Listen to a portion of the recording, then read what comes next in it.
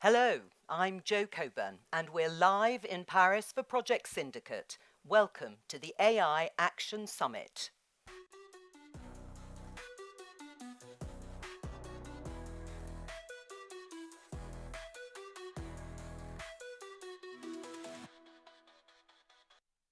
We're in the Grand Palais in Paris for the AI Action Summit. All around us in this building, heads of state are mingling with innovators, academics, and more to shape the future of artificial intelligence. There'll be thousands of events about AI this year. There might well have been some already. But without question, this is the one most likely to shape the course of world events. And what better way to get a slice of that history in the making than here with Project Syndicate. Over the next 3 hours, we'll be hearing from, amongst others, Canadian Prime Minister Justin Trudeau, President of the Czech Republic, Petr Pavel, Reid Hoffman, the co-founder of LinkedIn, Mariana Mazzucato, Professor in the Economics of Innovation and Public Value at University College London, and Daron Acemoglu, Professor of Economics at MIT and the winner of last year's Nobel Prize in that field. We'll be at the front line of the conversation around the future of work, innovation, trust, AI governance, the public interest, and more, asking how humankind can harness the potential of AI to shape a better world.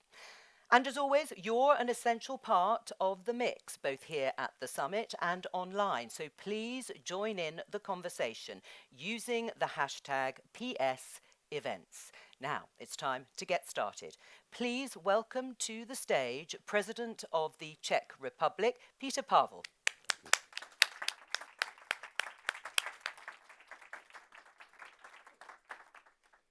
Excellencies, ladies and gentlemen, it is a great privilege to address you today here at the Grand Palais, a venue long associated with groundbreaking innovations. Throughout its history, this hall has witnessed world-changing advancement. Today, we gather here to explore one of the most transformative forces in our history, artificial intelligence. AI is reshaping industries, economies, and entire societies at a speed we are only beginning to grasp. This summit is a unique platform to reflect on its profound implications, both the immense opportunities and the serious challenges it brings. The presence of global leaders and leading experts highlights the complexity and the importance of the issue. I believe all of us here share the responsibility to ensure that AI benefits will bring good for people wherever they are. Our world is entering a new era, not just the one of technological progress, but also of a fundamental shift in how we think and how we live our lives. If guided responsibly, AI can revolutionize our world. It can drive medical breakthroughs and save and improve quality of numerous lives. It can optimize energy use to protect our planet. And it can also revolutionize access to knowledge and education. I personally believe that AI can empower humanity like never before. It can also open immense new horizons, and that's why I believe that in Europe we should generally invest much more in it. At the same time, history has shown that every technological leap carries a risk of abuse, and AI is no exception. AI-driven crime is on the rise, with threats ranging from organized cybercriminal networks to state-sponsored hybrid warfare. Several authoritarian regimes are weaponizing AI to monitor and manipulate their populations, using technology not to empower, but to control, shape behavior, and determine the future of individuals. but we can also observe how the same governments are trying to shape our own processes, especially electoral ones. That is why I strongly welcome the EU's leadership in adopting the AI Act, world's first legislation banning AI-driven social scoring. That is a crucial step towards safeguarding democracy and protecting fundamental rights. Some claim that while the Americans innovate, the Europeans regulate. The EU is often criticized for prioritizing regulation over innovations. I believe such criticism is both simplistic and unfair. We need to do both, regulate responsibly and foster innovations. It is our duty to set rules that prevent harm, protect democracy, and ensure that the benefits of AI are available to all. Technology alone cannot be allowed to shape our future without ethical and legal safeguards. As with any power, with great technological power comes great responsibility. Responsibility must not be an afterthought. It must be our guiding principle. AI developers must ensure their systems are transparent, ethical, and secure. Technology platforms deploying AI must take greater responsibility and accountability for how their tools shape perceptions of reality. If left unchecked, bias, misinformation, and manipulation will distort the truth and serve specific malign interests. The solution lies in collaboration between governments, tech leaders, and researchers. Only by working together can we ensure that AI strengthens rather than weakens our societies. We must also recognize the vital role of young people in shaping the future of the AI. It is their world that will be most affected. We must invest in education and equip the next generation with the skills to lead this transformation and successfully. Making AI an exclusive technology for the few would only deepen inequalities, fuel geopolitical divisions, and increase the risk of conflict. Instead, we must strive for inclusiveness and shared progress. Ladies and gentlemen, the positive impact of events like this summit is not just an investment in technological advancement. It is an investment in democracy, peace, and prosperity for future generations. AI offers vast and unique opportunities, but I'm convinced we should do our best to use them to maximum possible extent. The decisions we make today will shape our future.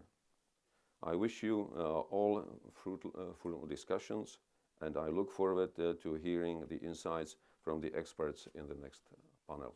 Thank you. President Pavel, thank you very much.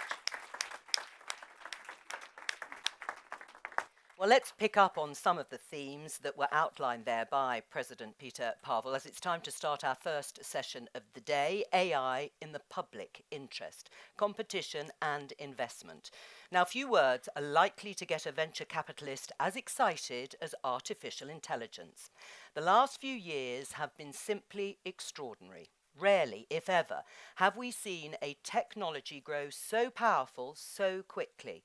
But with the private sector making the running in terms of both development and ownership of AI, one of the big questions at the heart of this summit is about how to ensure that the technology benefits all humanity and not just its owners.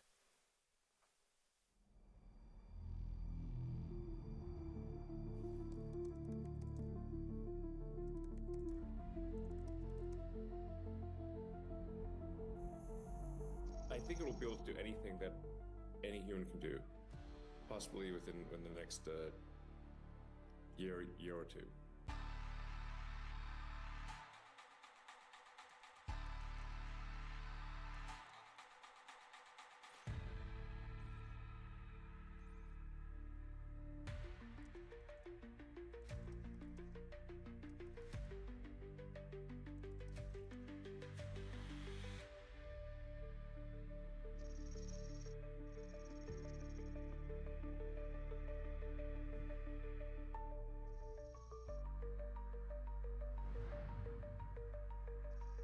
Donald Trump took the oath of office flanked by billionaires Mark Zuckerberg, Jeff Bezos, Sundar Pichai, and Elon Musk.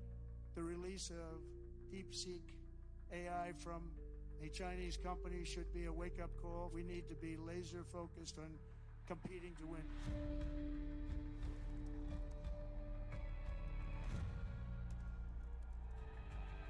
If this technology goes wrong, it can go quite wrong.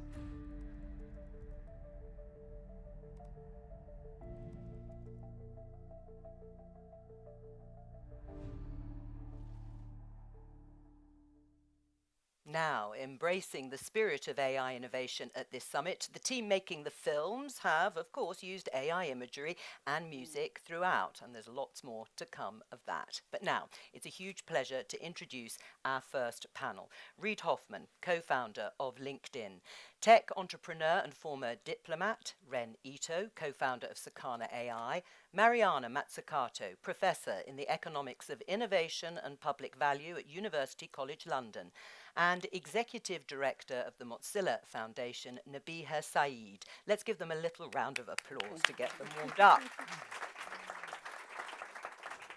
And just a quick reminder before we start, we'd love you to join in the conversation too, so please do get involved using the hashtag #PSEvents. Now, first of all, to you, Mariana, what is the public interest and is it happening? So it's a great question. I would love to unpick the word public before we even talk about public interest, because we just heard a wonderful speech by the president.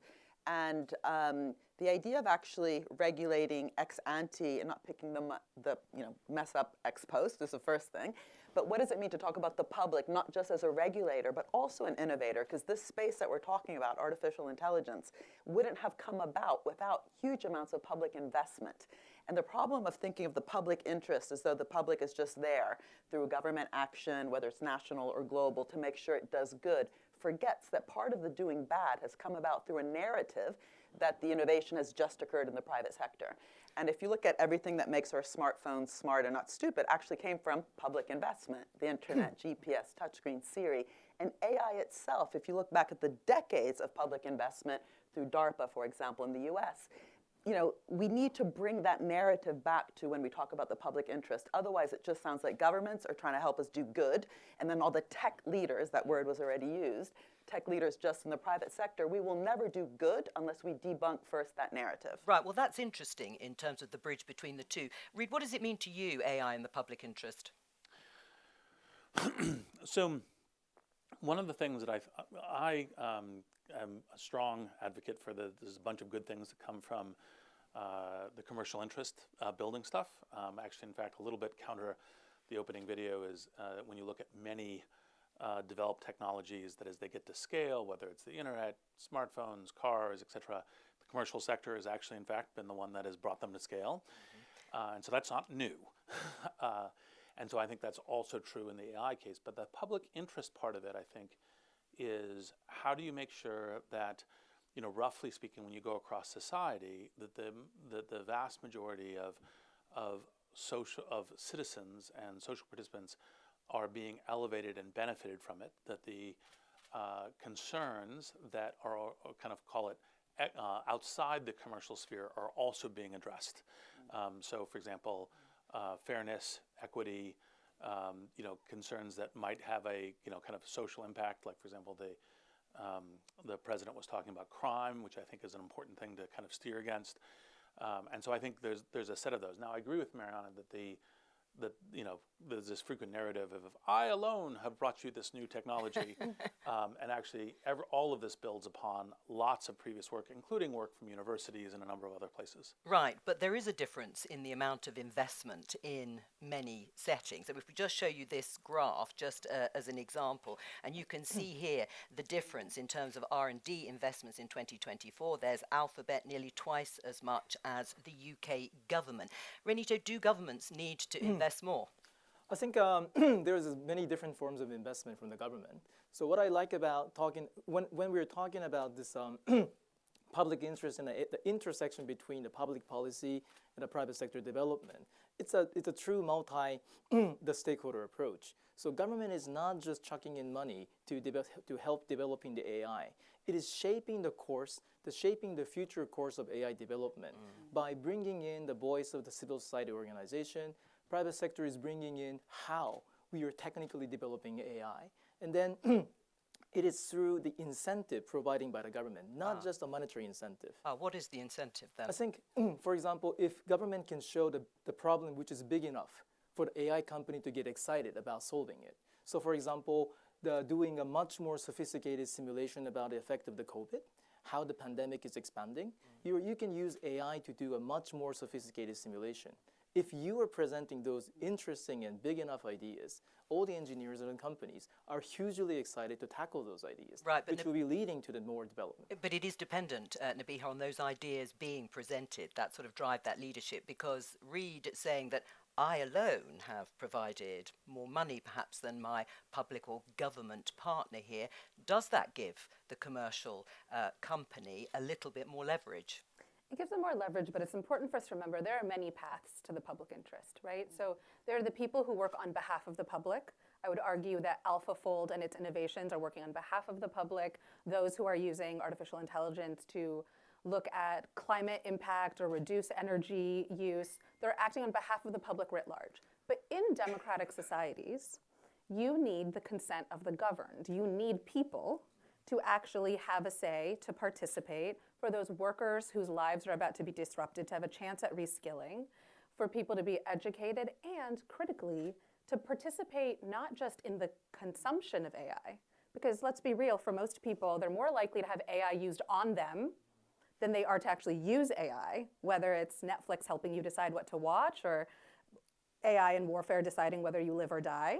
You are a subject of that technology. So how are we equipping people to actually use it, create it, engage in it? And that to me is why arguments around open source technology, for example, as a way to level the playing field and encourage participants to actually have a say, not just in the hyper-centralized, mega-rich, resourced organizations, is so critical for the public interest, because that is how we're going to get the public to even have a fighting chance. Do you agree with that, Reid?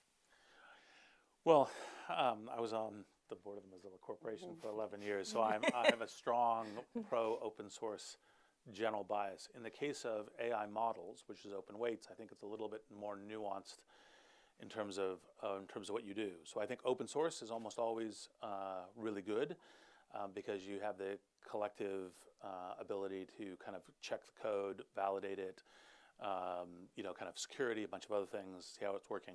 The open weights models, which is frequently discussed as open source, is provisioning equally this kind of black box across both great participants, foundations, universities, entrepreneurs, et cetera, which is very important, and also not great participants, rogue states, terrorists, criminals. And so I think part of what we need to be both working on, I think both universities, NGOs, and the commercial side is how do we get that enablement of the key players while also preventing, for example, as the president described, crime. Mariana?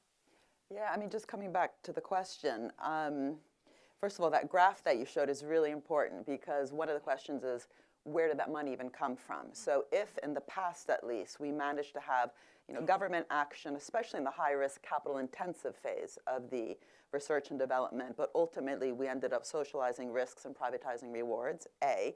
B, if lots of those rewards weren't taxed, because we know many of these companies have very, knowledgeably avoided and evaded tax, but also if in the end the talent that is now being brought into these 5 or 6 companies used to also reside in universities and a more distributed, decentralized network of agencies. But the huge amounts of money, which again, through some research, we call it algorithmic rents because rents and profits are not the same thing. That itself is something we should be thinking about. So the talent drain from universities and the DARPA-type public labs around the world is a huge problem.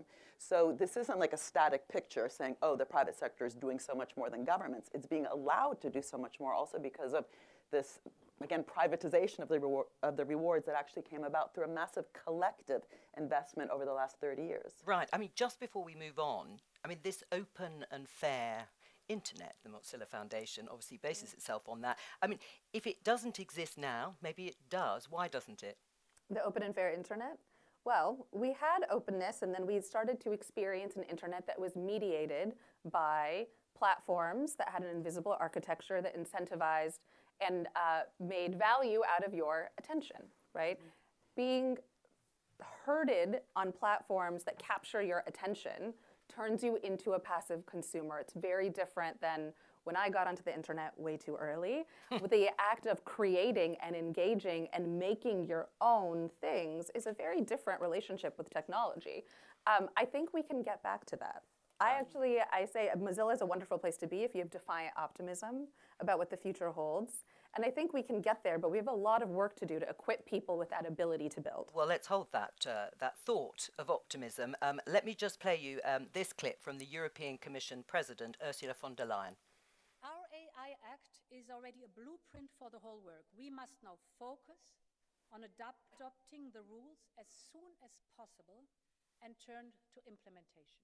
Now, Ursula von der Leyen was speaking there in 2023. The act she's talking about, the bill was passed last year and partially came into law this year, won't be fully implemented until 2028. I hope you're all still following me. What do you make of the EU's approach, Mariana, when it comes to, I think we heard President Pavel at the beginning say, you know, they have this reputation of being regulators. Well, the irony is that we often hear, you know, socialist Europe and capitalist America, and actually, again, if we look at the history of this sector, but also many sectors, the US government, Uncle Sam, actually spent much more than Europe. And so the real question that we should be asking is not buying into this false narrative, but what is that kind of dynamic, outcomes-oriented, what I've been calling mission-oriented, public-private kind of collaboration and true collective intelligence with the regulations that make sure, just like in the health sector or the food sector, it was good we had the regulation, not only because we are then eating and using medicines that don't kill us, but actually that then required the business sector to innovate, right? When we don't have regulation, you can actually be much lazier. And so actually having smart regulation that stimulates innovation in the public interest is the key point. But if you look at a lot of the narrative, both in the media and what's being said by politicians, we, again, haven't debunked this idea that actually the US had a more socialist innovation state, not a welfare state. We definitely have a more active welfare state in Europe, but we have massively underspent around health innovation, digital innovation, and even climate innovation compared to the US. Right, Ren, do you think there is more to it than just regulation, perhaps setting apart the sort of reputation, the stereotypes that we set by various regions across the world? I think it's not just about a question about the regulation versus the innovation, which President Pavel has just very eloquently mentioned in his keynote speech. But what I want to be focusing on is the video you showed me, Joe, is a video from the 2023. 2 years have passed. Yeah. What has changed? Which is, so back in the days, I had a luxury of only focusing on the foundation model. So the chart you showed me about this, whatever billions of dollars investing into the AI from the private sector, that is mostly about investing in making a foundation model. And then the quasi-monopoly you were talking about AI was pretty much centered around the question of who are making the models. Now things are getting more nuanced. Right. Let's just look at this clip from President Donald Trump talking about investing in infrastructure to power AI. What we want to do is we want to keep it in this country. China is a competitor and others are competitors. We want it to be in this country, and we're making it available. I'm going to help a lot through emergency declarations because we have an emergency. We have to get this stuff built. I mean, there has been so much, Reed, as you know, talk around the world about how to respond and approach President Donald Trump. And in the field of AI, the relationship with big tech, what is it like in Silicon Valley at the moment? What is the sort of flavor of conversations that you're having? Well, I think one of the things, I mean, there's obviously been a lot of criticism of various things, which I think are, a bunch of it is right and is important. But I think that what is not as much discussed is I think it is extremely important for all governments to be in dialogue with the technology industry, because I think the exact questions that we are addressing here is a question of like, okay, so this AI is going to be the cognitive industrial revolution. What in, because if you parallel with the Industrial Revolution, it both gives you the wonder, which is the huge increase in productivity, industries, et cetera, and also the challenges, namely the transition that goes into with how society fits. And so I think those organizations being in dialogue with governments is great, and I think that the fact is that the Trump administration is staffing with people who understand the technology and so forth is also a feature. Right, and you think that's a good thing? Yes. Yes, more than dialogue or just dialogue? Well, I think dialogue is where it begins. I think that part of the question, for example, one of the mistakes I think when it gets to innovation, one of the hard questions I think we've danced around a little bit here is there is no innovation without risk, there is no innovation without making mistakes, there is no innovation without making errors. And so an approach that tries to say, hey, we're going to prevent the majority of errors, if that was approached before we put cars on the road, we would not have cars on the road. We would not have electricity in the buildings, et cetera. You actually have to deploy, learn, and add in regulations. Like the car example is a good one because the industry and the consumers didn't want seatbelts. We knew specifically what harms were happening. And so they went and said, okay, now seatbelts, and you had to push the industry to make it happen. And it helps very much reduce fatalities. But it's on the basis of studying and knowing things. Nabiha, what do you think? Here's the difference between what's happening now and cars. When a car has a crash and someone goes through the window, you can see it, right? But the harms of AI may or may not be visible in that same clear way. So to me, I think a lot about what are the feedback loops between the harms that are possible and the innovation to fix it, right? Because any harm that you see is actually just white space for innovation, building something better. But how will we see that? Where will that come from? And to me, the importance of equipping civil society to understand how this technology works, to educate students so they know how it's working, for workers to understand how it's happening in their workplace, is not only to lift them up and have the positive innovation of the future, but also so we can course correct with the frequency and rapidity that we need for this to actually move in the right direction. Because the truth is, the rate of destroying things is a different rate than the rate of building things, right? It is easier to destroy than it is to build. So we're going to see bad actors mobilizing this for harm, and we don't want that to become the full picture of what this technology is capable of. But we can't be ostriches with our head in the sand about the fact that harms will happen. How will we know? How will we fix them? How does that build trust for what we think the technology can become? Reed? Well, actually, broad agreement, not surprising given the Mozilla shared background, but with the question of what you need to do as opposed to saying, hey, for example, some people say pause, stop until we can figure out all of these possible invisible harms, because there is millions and millions of possible negatives, and you don't get the future you want by just trying to wipe out all the negative ones. You have to build towards things, and I think that part of the exact thing of measuring, and yes, you could say, hey, look, I can't see going through the windows. Although the reason I use the seatbelt example is because consumers didn't want it either. And so even though they could see it, but I do think that making the invisible visible so that we can build the right innovation loops is precisely the kind of thing to be doing. And that's the work that, call it the discourse around the industry, is to try to make those the relevant things visible. Ren, how much concern, if any, is there in a country like Japan that China and America seem to be so far ahead in this battle to be at the forefront of AI? I think this may be related to the question of the visible versus invisible. But if you want to strictly enforce the export control, there's a spectrum that if you're talking about hardware, it is easier for the implementation. when it comes closer to the software, it is getting more harder. So what I'm seeing is that, yes, there is definitely this dichotomy and some decoupling happening between between the Chinese and the Western AI companies. But what the recent DeepSeek incident or DeepSeek phenomena has proven is that the open source is across the border. So if you're seeing a great open source model coming up from either the Western or the Chinese camps, the fruit of the new innovation can be enjoyed by almost everybody. Right. I mean, is there a risk, Mariana? I know we want to hold on to the optimism and the potential advances, but if AI does become one of the front lines in a geopolitical struggle, I mean, it's going to be the smaller voices that get squeezed out of the conversation, isn't it? The global south or civic society, if it becomes a battle between governments. I mean, that discussion, by the way, is being had very actively right now, not just in the AI space, but also in the rethinking the Bretton Woods institutions, you know, the World Bank, the IMF, where the global south countries just haven't had a voice. Around climate change, where they are bearing the consequences of a development model in the global north, which then caused global warming. And a lot of these countries are not just vulnerable in terms of paying the consequences, the climate consequences, but just not having the fiscal space because of how we designed the financial instruments, which were often conditional on reducing the fiscal space. So that's a big discussion that goes beyond AI.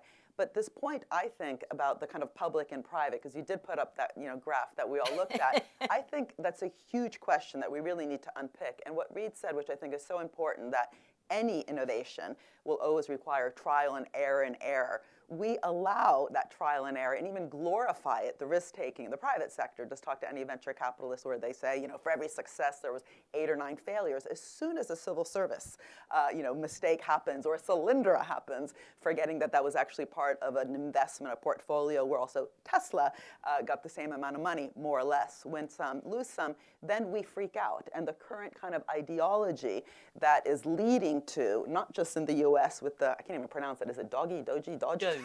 I think we've agreed on Doge. I think it's more of a doggy, but anyway, Doge. That's actually a global phenomenon. I mean, there's a theatrical version of it right now happening in the US, but this idea that the state is only there to fix market failures and not to actually shape and create markets, the idea that any sort of mission-oriented investment, like the ones that got us to the moon, would be crowding out private sector initiative as opposed to what? Actually creating a real direction around all the problems we have around water, around biodiversity, around climate and health, to help lead the moonshots of the future. If we don't get back that confidence, not only to help steer, not micromanage, but help steer and really catalyze that bottom-up innovation like that got us to the moon, but also that fear within the civil service, that kind of risk averseness, which then, not surprisingly means that a lot of consultants will come in, like McKinsey and so on, to, appease that fear of risk-taking. That is a huge battle if we're going to govern this in the public interest. And one big change I think that we should have is that ministries of innovation and ministries of competition need to be much more kind of talking to each other, but also have that, that knowledge about the technology itself. You can't regulate a system you don't understand. Well, can I take us all back 10 years, 2015? You'll remember the Paris Climate Conference and the agreement you've been talking, Mariana, about climate change. You can see here, and you remember the agreement, groundbreaking agreement that was made. Ren, do you think something similar could happen, if not at this summit, but on AI? I think so. There is a couple of the similarity you can associate between the climate change and AI debate, because it is involving the global south. There is some the competition between the advanced economies, and then you're trying to strike the deal for the purpose of doing something good for the global, which is the big commonality among the AI and the climate change. But now the question here is, maybe I go back to the same story at the beginning, that a multi-stakeholder approach is more relevant in this AI space, because you need input, not just from the civil society organization, but from those companies who are developing AI, not just the company who are developing models. The model is just one thing. This is what we were discussing in 2023. But now we are talking about models, how you're connecting models by agent, how the agent is applying for the application. Right. And again, another example you mentioned, I think, COVID-19. There was some collaboration globally, particularly on tech and on vaccines. Again, is that another good example of the same thing that could happen with AI? I think so. In order to get again, making some more stronger connection between connecting the public good or the public policy and the AI development is showing some more big agenda, big problem, so that AI development can be more skewed towards solving those problems. Right. If we then go a little bit more sort of micro and individual, Nabiha, what steps would you recommend people are taking? You said at the moment it's probably more likely that AI is used on people rather than them use it. What would you say practically we should do? For the individual or for a nation? For the individual. For the individual. Well, one, understanding what it is, right? That the universe of AI is, in fact, not just ChatGPT, plus I prefer Claude. That there's, that to understand what it is, to understand its risks and harms, I think for an individual, that is the first thing, right? The number of people who don't realize that AI is being deployed into things that you use every day, like Microsoft Office, right? And to understand what that means also allows you to assess the risk of what is actually possible, not only in terms of your data, right? Because, of course, the advent of AI increases the incentives for data capture, which in some contexts is great. At Mozilla, we have a project called Common Voice, which is an open source data set of 200 different languages throughout the world, meaning the creation of a data set to capture linguistic and cultural heritage. That's intentional, valuable, very useful. Extractive data capture, when you just think you're sending something on Microsoft Word, but actually something else might be captured from you, different story, right? Different story. And I want people to operate with that level of granularity around risk and benefit, and here's why. I think when we talk about regulating AI, it's so big, it's so general purpose, that so often it's only principles and values that get surfaced, rather than, and I say this as a person who spent more than a decade as a lawyer, so I have a lot of time implementing great principles into actual practicality. The more you narrow something to its use case, to specific values, the better you're going to be at saying, this is the regulation that will actually incentivize good behavior and limit bad behavior. Operating at a broad categorical level of this enormous technology that can be generative and predictive and so many different applications isn't actually helpful. So individuals need to start understanding the breadth of it, its application, their own personal risks, in the areas they work in, the opportunities. And that's a pretty big learning journey. It is. But we can do it. Okay, good. We're going to take some questions from journalists in a moment. But Reid, I wonder if you would sort of wrap up this first conversation with a little bit of reflection. You've been in this business a little while. I don't know exactly how many years. You've seen waves of technological advancement. What do you think you can take from that sort of experience and history, witnessing what's happened in previous decades for this one? Well, I think as technology is growing more and more important, I think the dialogues like this one are important to get a sense of what are the ways that we are trying to both, kind of put an information space around whoever's developing these technologies, including commercial. What are the ways that we nudge it and engage in kind of as we're kind of going down the road and building what is, kind of a partially unknown future, because it's kind of looking through a glass darkly about both, the risks and the opportunities. But I think that the tech companies now, I think more than ever, need to be able to articulate, here's our kind of our belief about what the kind of society needs are, what consumers, what kind of how individuals can participate. Here's how we're acting in terms of building our technology, and in order to have that dialogue of conversation about where we're going, because it's important that the broad interests of society at least have a dialogue around it. Can I ask one cheeky question then, since you've sort of broadly raised it? The comments from Mark Zuckerberg, for example, about saying maybe we now need to tilt a little bit more towards more freedom of speech and less censorship.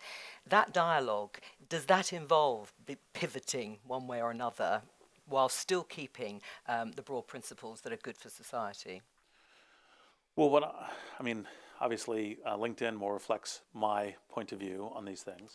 And, I think having civil dialogue and kind of a space for that, I think, is incredibly important. And what I would like to see more from the tech industry is less of a kind of a rollback where freedom of speech might mean, anti-vax misinformation or other kinds of things, and means more of a kind of a learning dialogue. And I think that it's important, however you get to the equivalent of fact-checking and other things, that we're innovating in that direction. Thank you. It's time for questions from journalists around the world. Let's have the first one.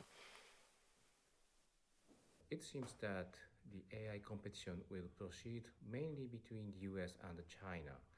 But how do you see the potential of Japan and the other regions?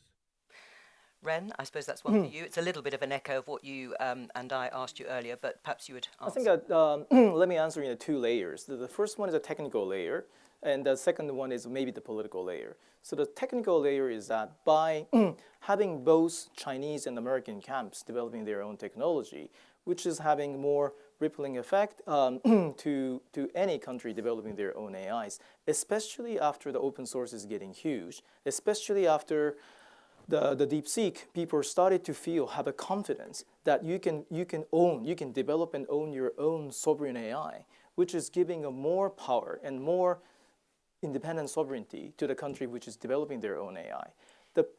But that's another thing to say is that maybe this is where another intersection between the industry and the government. But government can give some very specific use cases to the AI. My biggest frustration when we were talking about use cases now about AI is people are we only have a ChatGPT or Claude for the day-to-day usage. But at the same time, the Financial Times and BBC is talking about this extreme case scenario which is possible only by the sci-fi novel. I want to understand what are the building blocks. By having what kind of R&D, you can have what kind of use cases. Okay. I think the government or the public policy, for example, there's a COVID case or some war case scenario by the defense generals, you can give a lot of those interesting use cases, which is pushing the boundary of the AI use cases. I'm just going to say, there was a time where computers would fill this room, and now we carry one the size of, I lose mine all the time, my phone. It's small enough to carry it around. I think we're at the computer the size of a room stage of AI. And so the burst in innovation that we're going to see globally is something that we should remain humble about, right? One of the lessons of DeepSeek, which is open weights, not true open source, but still illustrated something to us, is that there are going to be surprises here. And I think to be intentional about how we bring in the global south and recognize that innovation can come from anywhere. It's not lost on me that M-Pesa predated Apple Pay by 9 years, right? Innovations can come from all over. And there's innovations now that are making that, traditional barriers like concerns about safety, for example, even easier. Soon we'll hear an announcement, I think, at this summit about Roost, which is open source safety tools that exist, right? Safety being a big barrier for a lot of innovation. So we'll see global opportunity here. We're just going to take the second question, then I'll come to you, Mariana. In our rush to ensure the AI investment boom has an equitable outcome, do we risk compromising investment in the more basic digital infrastructure that certain developing nations are desperate for? Mariana? Sure. Oh, I was going to answer also the other one, but they're related. What I find really interesting is that some countries are just obsessing about AI as a thing, as a technology. So industrial strategies will be like, we're going to invest in graphene, in AI, in automobiles, forgetting that actually AI is a general purpose technology that will be central to innovation in all those other sectors as well. And also forgetting a big lesson about the US military industrial complex is that no one actually said, we need the internet, we're going to be internet, superpower. They had problems to solve. The satellites had to communicate. The internet was the answer. The Navy needed to know where all the ships were. GPS was the answer. So what are the big problems of our time? And those will, of course, differ between countries. And that's the question, what is the difference between a so-called global north and global south country in terms of the biggest problems they're facing and how AI can help actually solve those problems? But coming to the second question, without a digital public infrastructure, and also one that is being governed with equity and justice and transparency at the center, then none of this is going to happen. And there's really different models right now. And the current European Eurostack model, which is very interesting in trying to bring kind of digital sovereignty, all this stuff that you're talking about, actually having citizens being informed as opposed to things happening at them. You know, Shoshana Zuboff's famous quote that you think you're searching Google for free, Google's searching you for free. You know, all those issues are critical in terms of how we design the infrastructure. It's not just kind of bricks and mortar. It's a good point at which to close the session. Thank you very much, because we're out of time. Please thank our panel for being here. Reid Hoffman, Ren Ito, Mariana Mazzucato, and Nabiha Saeed. Thank you very much. It was fascinating. We'll be back in just under 5 minutes with our next session of the day, looking at AI and the future of work. To make sure you're not going anywhere, a call went out ahead of the summit for AI projects that serve the public good. Nearly 800 submissions came in, and we're shining a spotlight on 2 of them. Hello. Hello. Thank you.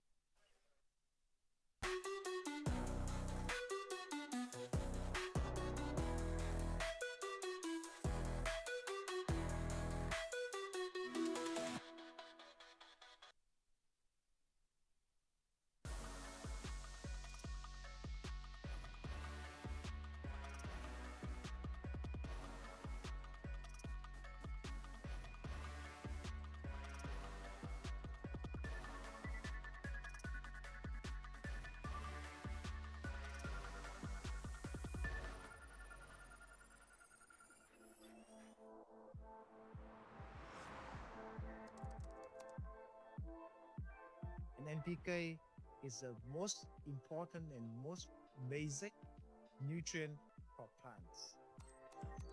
The soil sensor can provide NPK readings at lab precision.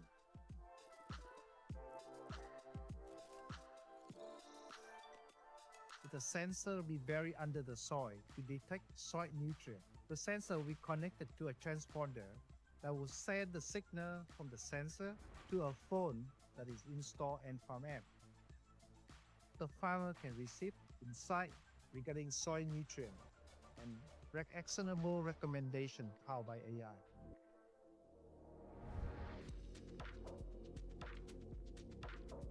We have developed our own algorithm that be able to provide a lot more input in that equation: the local weather, the soil type, the crop, the farmer behavior. With AI power, we can provide farmer with actionable recommendation. They not just use less fertilizer, wasting less resources, but they make sure the plants are going well.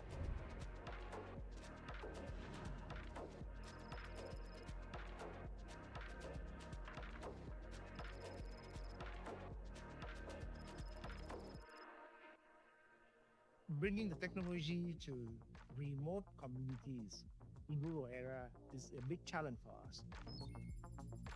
That's why this AI tool is so critical to overcome both food security challenge and climate change in this century.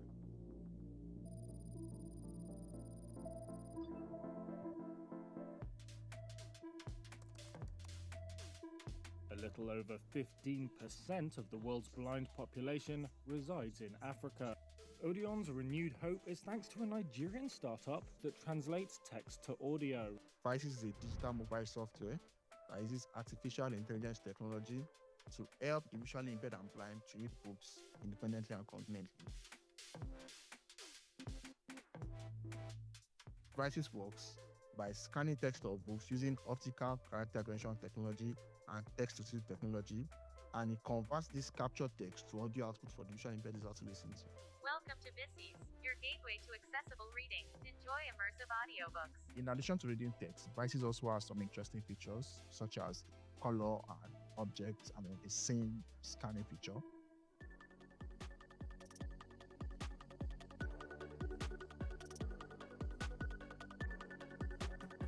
My message to the governments, especially the Nigerian government, for instance, is getting much more active in conversations that involve artificial intelligence, assisting developers, assisting entrepreneurs, pushing for building solutions that are tailored and majorly for Africans.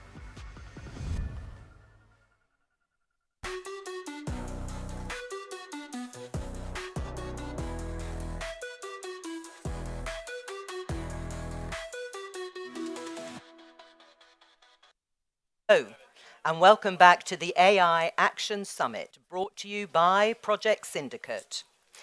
Still to come, Justin Trudeau, Prime Minister of Canada. James Manika, Senior Vice President for Research, Labs, Technology and Society at Google.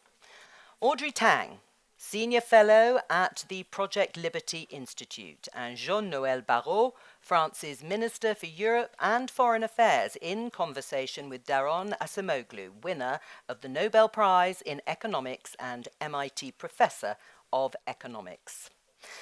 Now, for this session, we're talking AI, innovation, and the future of work, a subject that can sometimes bring up apocalyptic predictions about robots taking over the world.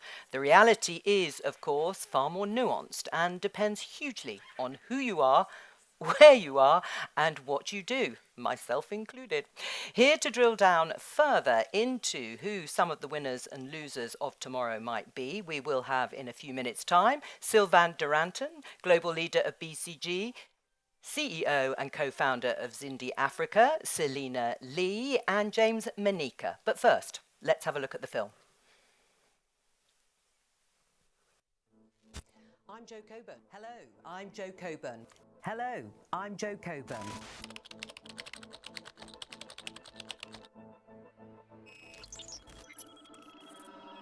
Hi, I'm not Jo Coburn. I'm her digital replacement. Artificial intelligence newsreaders are already used all over the world. Hello. Hello, everyone. Warm greetings to everyone. But rather than a case of the robots coming for all our jobs, the way things play out is going to be very different around the world.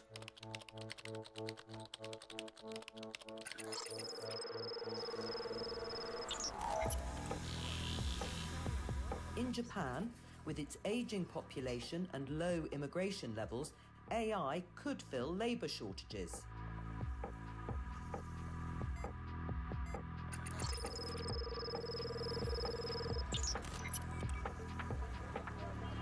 Whereas in India, automation could leave millions of contact center workers without jobs.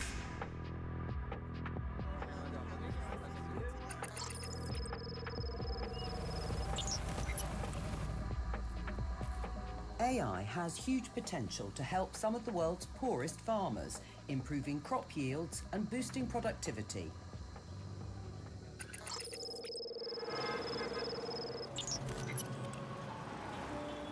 Technology bros out in California have been one of the big winners of the 21st century so far. But for how long? Probably in 2025, we at Meta are going to have an AI that can effectively be a sort of mid-level engineer. That a lot of the code in our apps is actually going to be built by AI engineers instead of people engineers.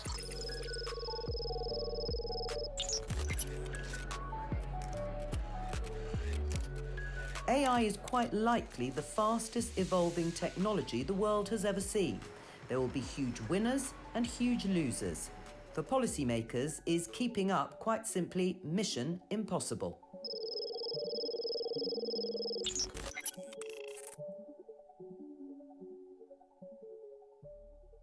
Now, for those of you who are extremely observant, you may have heard my voice through parts of that film, even as a potential future British Prime Minister. I found it all slightly disorientating, I should say, but fascinating. We're waiting for our third guest, but in the meantime, let me introduce our guests who are here for this discussion, which is about AI and work, the possibilities and presumably the risks and concerns. Sylvain Duranton, Global Leader of BCGX. CEO and co-founder of Zindi Africa, Selena Lee, and James Manika. Hello again, welcome. Currently President for Research, Technology and Society at Google and Alphabet, and also the co-chair of the UN High-Level Advisory Body on Artificial Intelligence. Let's give them a warm welcome. James, can I start with you? I know you were last in, and that might be a bit unfair, but I'm going to start with you anyway. What are the major trends when we talk about AI and work? The jobs that will be replaced and the jobs that might be created? Well, thank you. Delighted to be here. I think most of the research we see and have been involved in suggests that basically three things are going to happen. There'll be some jobs that will be lost. These are jobs where many of the constituent tasks are ones that can be easily automated. So we'll see a decline in those. There'll be some jobs gained. These are either new jobs that will be created, but also demand for existing jobs that will actually go up as a result of the effects of AI and automation. And then the third thing that will happen is what you might think of as jobs changed. In fact, this is actually the bigger part.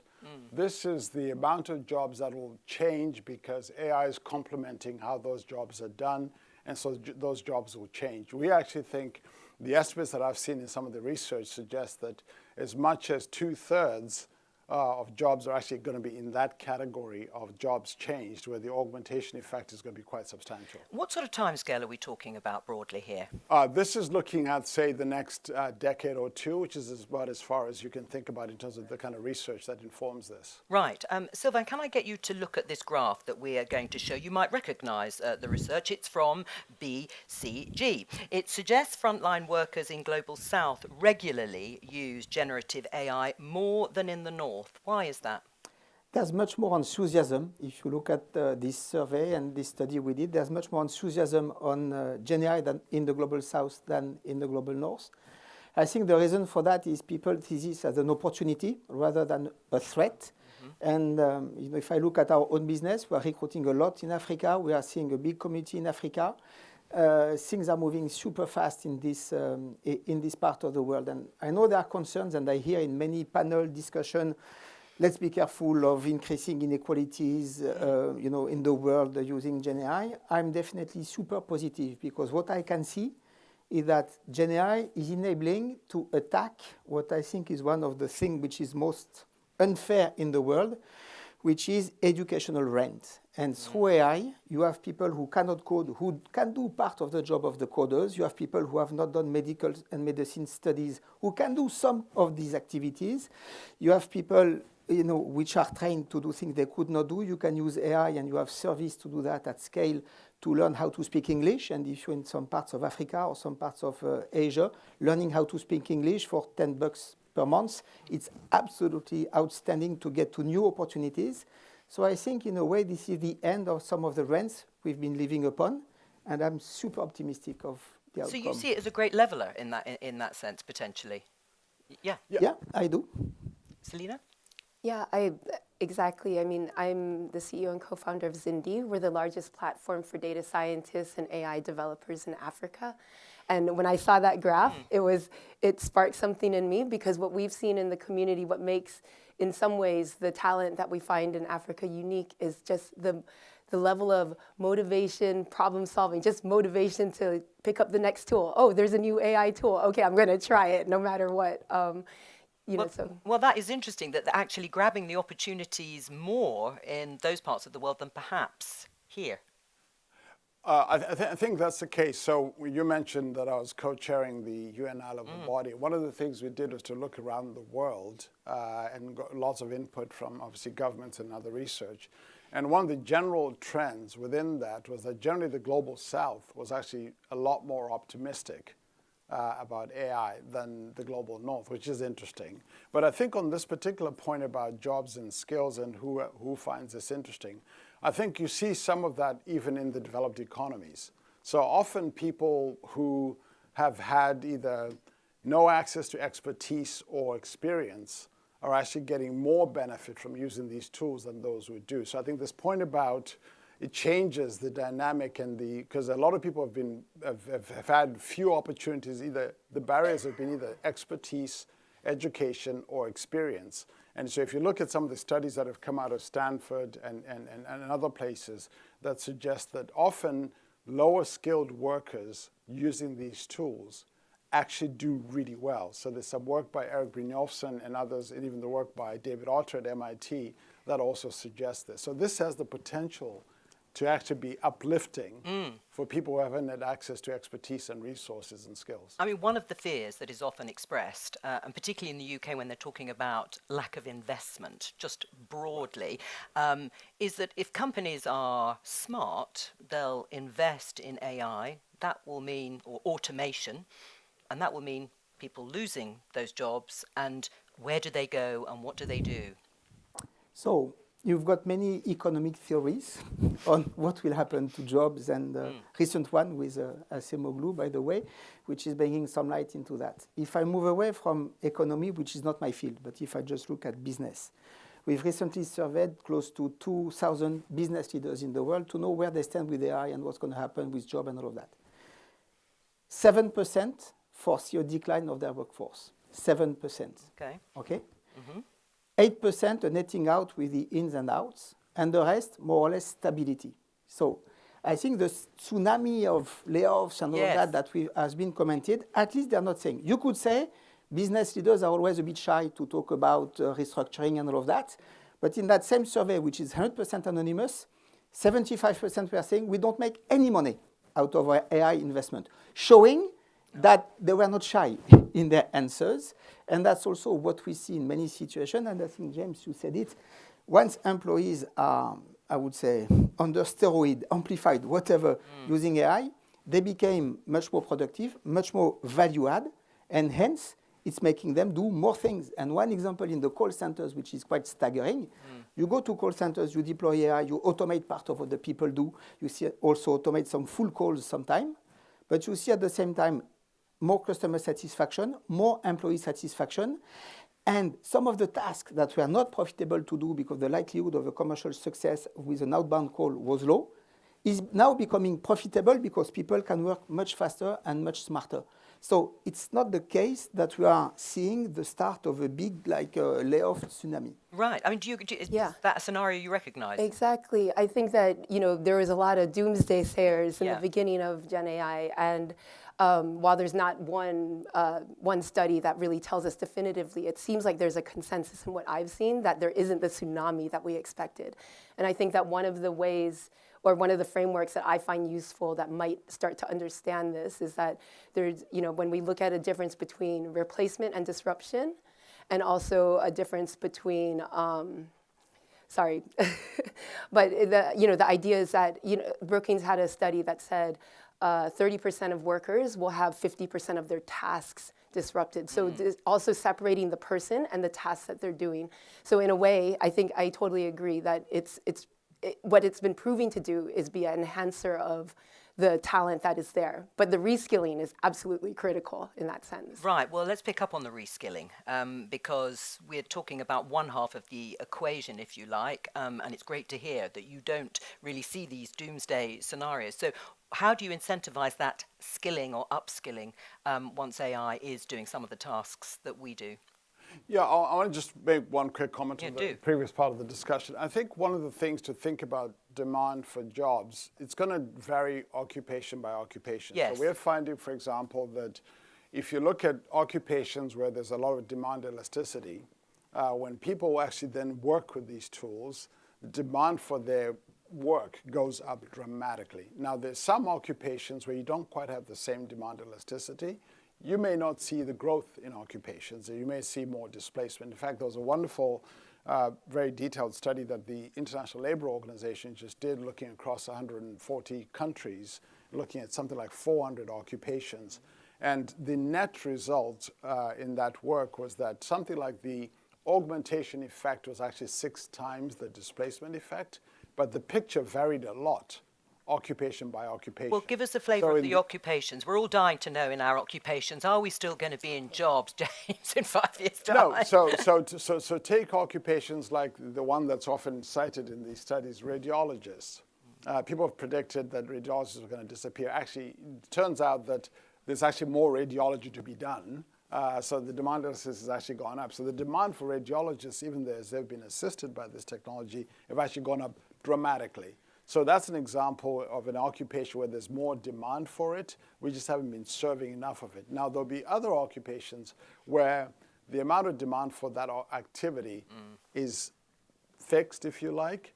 And so as you have people be augmented by this technology, they become more productive, that you need less of them. So that's why it's important to think about these, and by the way, these demand factors for these occupations also vary from economy to economy.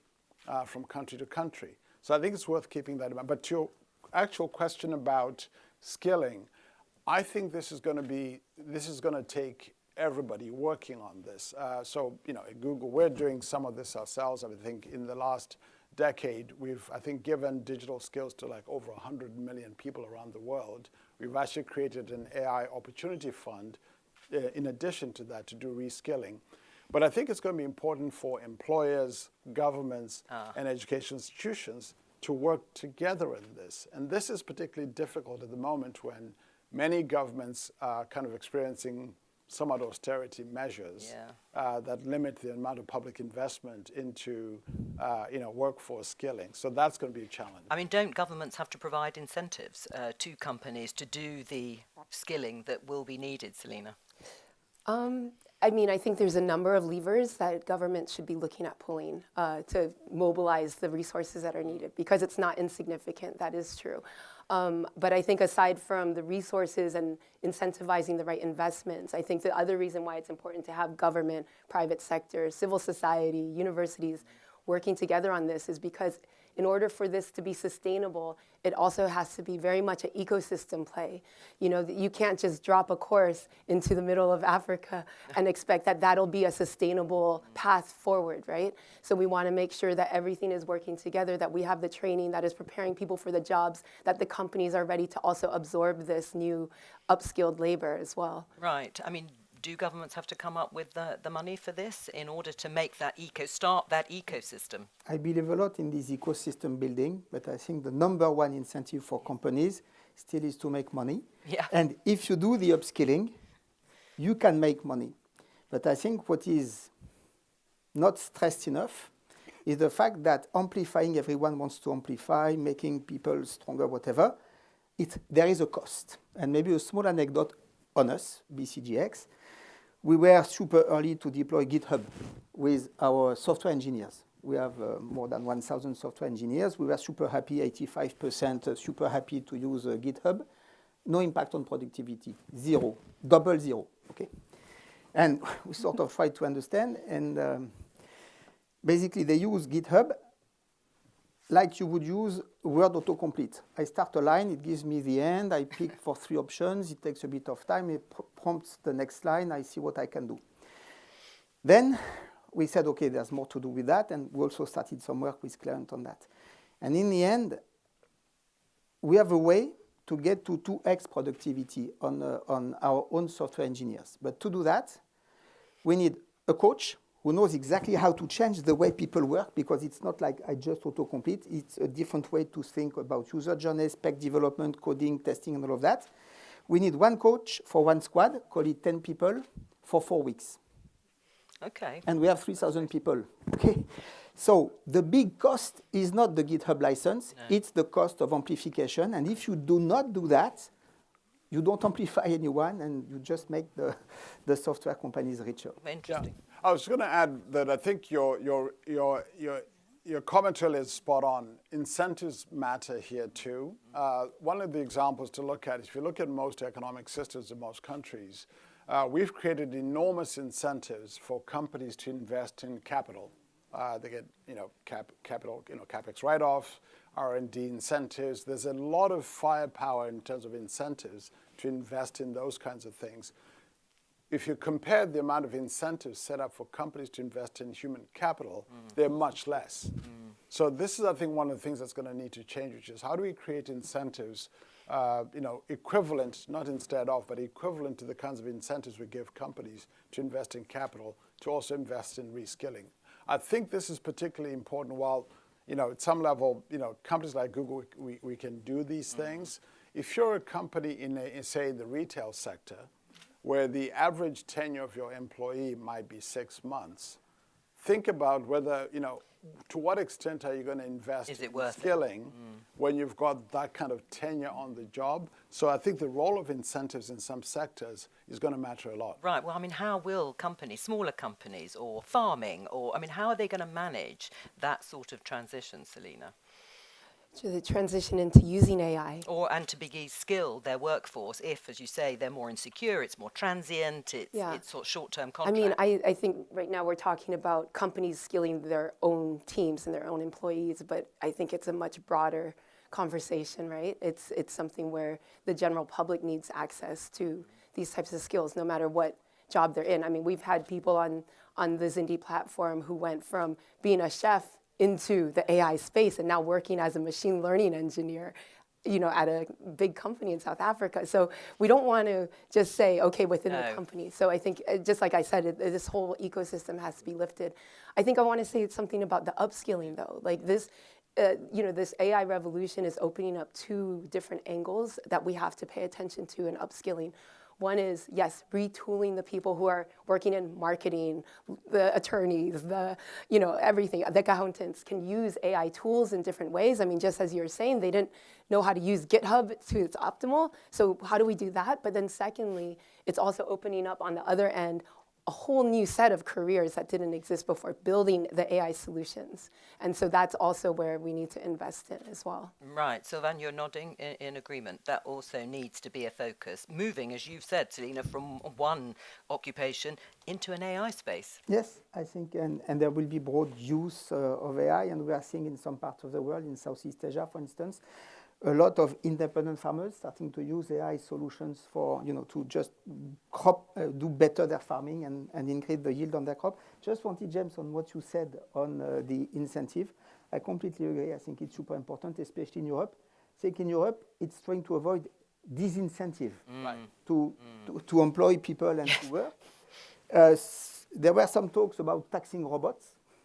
Why not? I don't know. But I think in any case, to your point, I think thinking through the rebalancing of, you know, capital versus human capital in terms of tax could be something that would be very important, because we have to defend jobs, and amplified and very productive jobs. Yeah, you know, one of the things that is exciting, though, is that one of the remarkable things about this technology, unlike previous digital technologies were always historically thought of as what's called skill-biased technical change, meaning the more educated, high-skilled workers got the most out of it in terms of their jobs. This could reverse that. Do you really think so? Think about what level of training do you need to be able to interact with an AI model? Very little. You can describe things in ordinary language, and then you can get the tools to do these extraordinary things. So the barrier to use these tools is much, much, much lower. In fact, it might even reframe the question: what do we even mean by training, actually? Because a lot of these tools don't need a lot of kind of formal training in the way that we've thought about training before. I think that's an opportunity. That's an opportunity. Okay. So I think the more we can also even just think about how to drive adoption by both, workers using these tools. I think, in some ways, the workforce that's at risk is the workforce. People are not at risk from machines. I think people are at risk from people using machines, if that makes sense. Yes. Right? So I think the workers who are going to be using these tools are going to be a lot more productive than those who don't. Oh, wow. You heard it here first, very briefly, and then we have to finish. Selena, go. Well, I just want to go back to the other part of the builders of the AI solutions. Yeah. And, I think you're totally right. Sometimes when people ask me, do you use AI? But it's like, if you use software, if you use LinkedIn, if you use your Gmail, you are using AI every single day. So I think the key is that you're right, like people are using software that is powered by AI. So how do we make sure that that software is geared and adapted to the specific context of the market needs in any context? And I think that, in my experience in Africa, the software isn't always adapted to that specific context, right? So we want to make sure that the builders of those solutions, of the software, of the products, understand the market. And the best way we can do that is by diversifying the people who are building the AI solutions. So much to think about, and we could go on, I know, but we can't. Please thank Sylvain Duranton, Selena Lee, and James Minica for joining us. It is all we have time for this session, but there is still lots more from us today. Still to come, Justin Trudeau, Prime Minister of Canada, Jean-Paul Barrot, France's Minister of Europe and Foreign Affairs of France, and Darren Acemoglu, Professor of Economics at MIT and the winner of last year's Nobel Prize in that field. But for now, we're going to take a short break and come back in about half an hour. Bye. Thank you very much. Thank you. Oh, thank you for the work Thank you're you. doing. Thank you.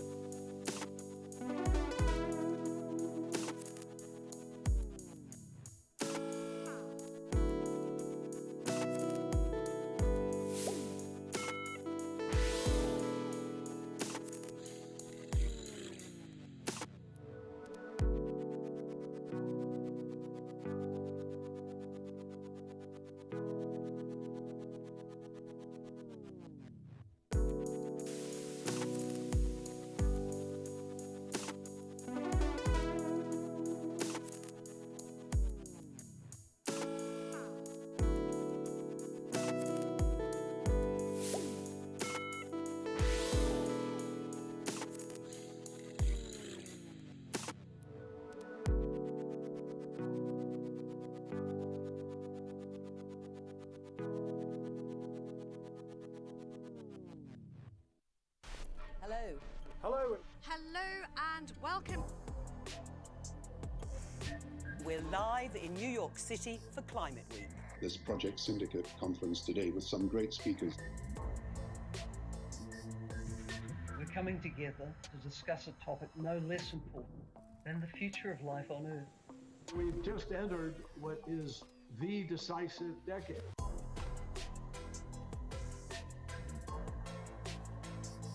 This is about saving the conditions that have allowed the human race to survive.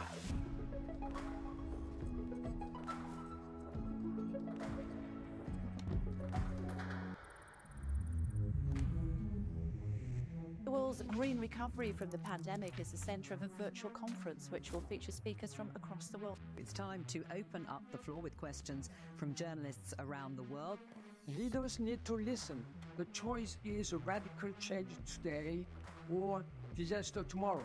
The crisis of relevance of the United Nations is, I think, much bigger than many people want to admit.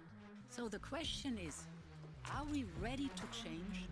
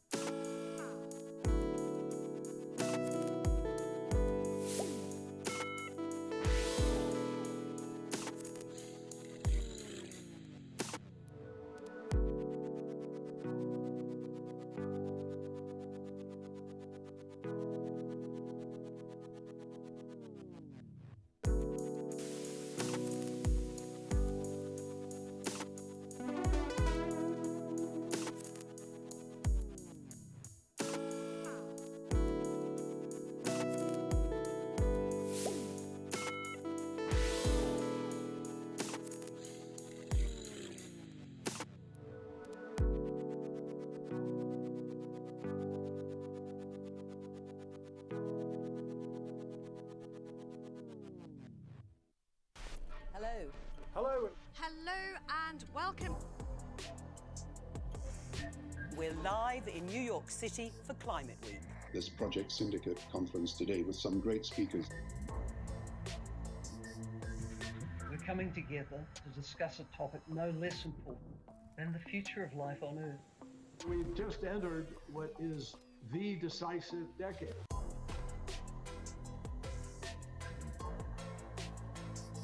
This is about saving the conditions that have allowed the human race to survive.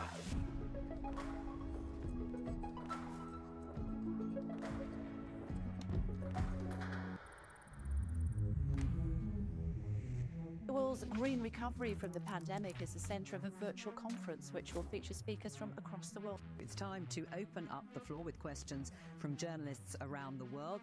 Leaders need to listen. The choice is a radical change today or disaster tomorrow.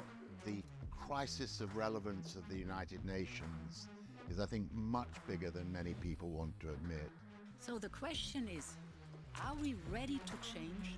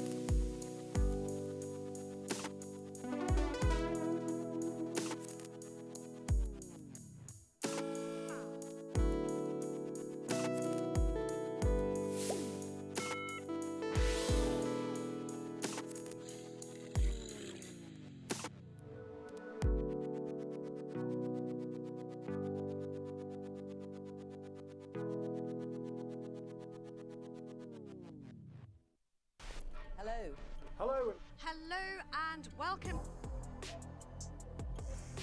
We're live in New York City for Climate Week. This Project Syndicate conference today with some great speakers.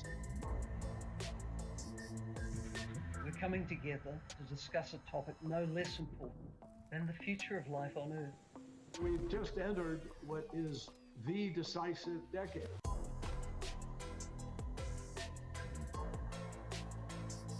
This is about saving the conditions that have allowed the human race to survive.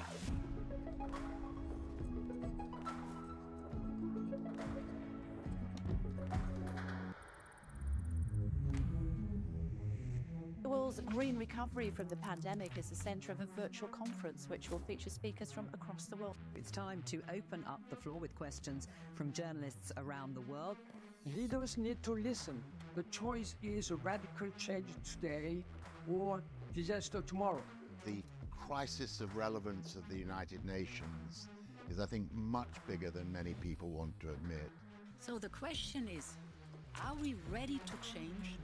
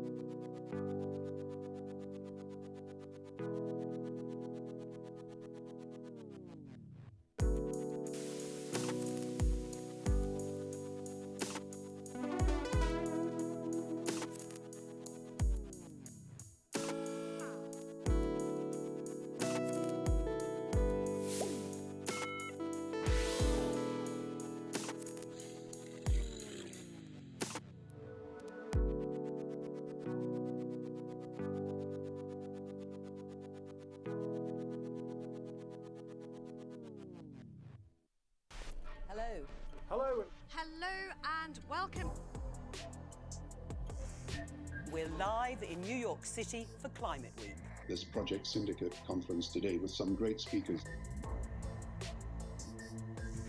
We're coming together to discuss a topic no less important than the future of life on Earth. We've just entered what is the decisive decade.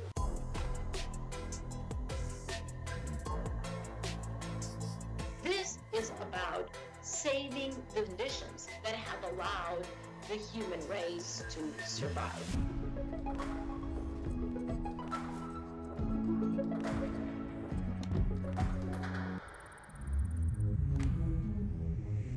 The world's green recovery from the pandemic is the centre of a virtual conference which will feature speakers from across the world. It's time to open up the floor with questions from journalists around the world.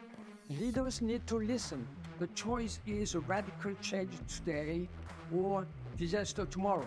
The crisis of relevance of the United Nations is, I think, much bigger than many people want to admit. So the question is, are we ready to change?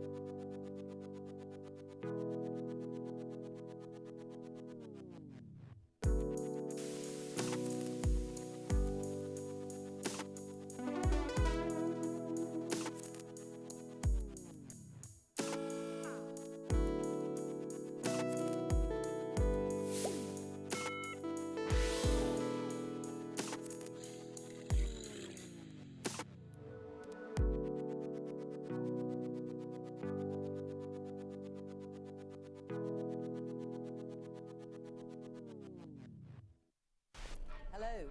Hello. Hello and welcome. We're live in New York City for Climate Week. This Project Syndicate conference today with some great speakers. We're coming together to discuss a topic no less important than the future of life on Earth. We've just entered what is the decisive decade.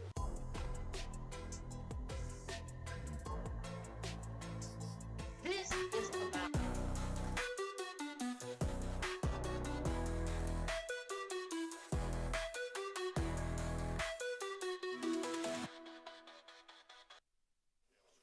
Hello and welcome back to the AI Action Summit, live from the Grand Palais in Paris and brought to you by Project Syndicate. I'm Jo Coburn. Still to come over the next hour and 10 minutes. Justin Trudeau, Prime Minister of Canada. Jean-Noël Barrot, Minister for Europe and Foreign Affairs of France. Darren Acemoglu, winner of the Nobel Prize in Economics and Professor of Economics at MIT. And to start proceedings for the rest of the afternoon, it's an honour to introduce and welcome the Prime Minister of Canada, Justin Trudeau.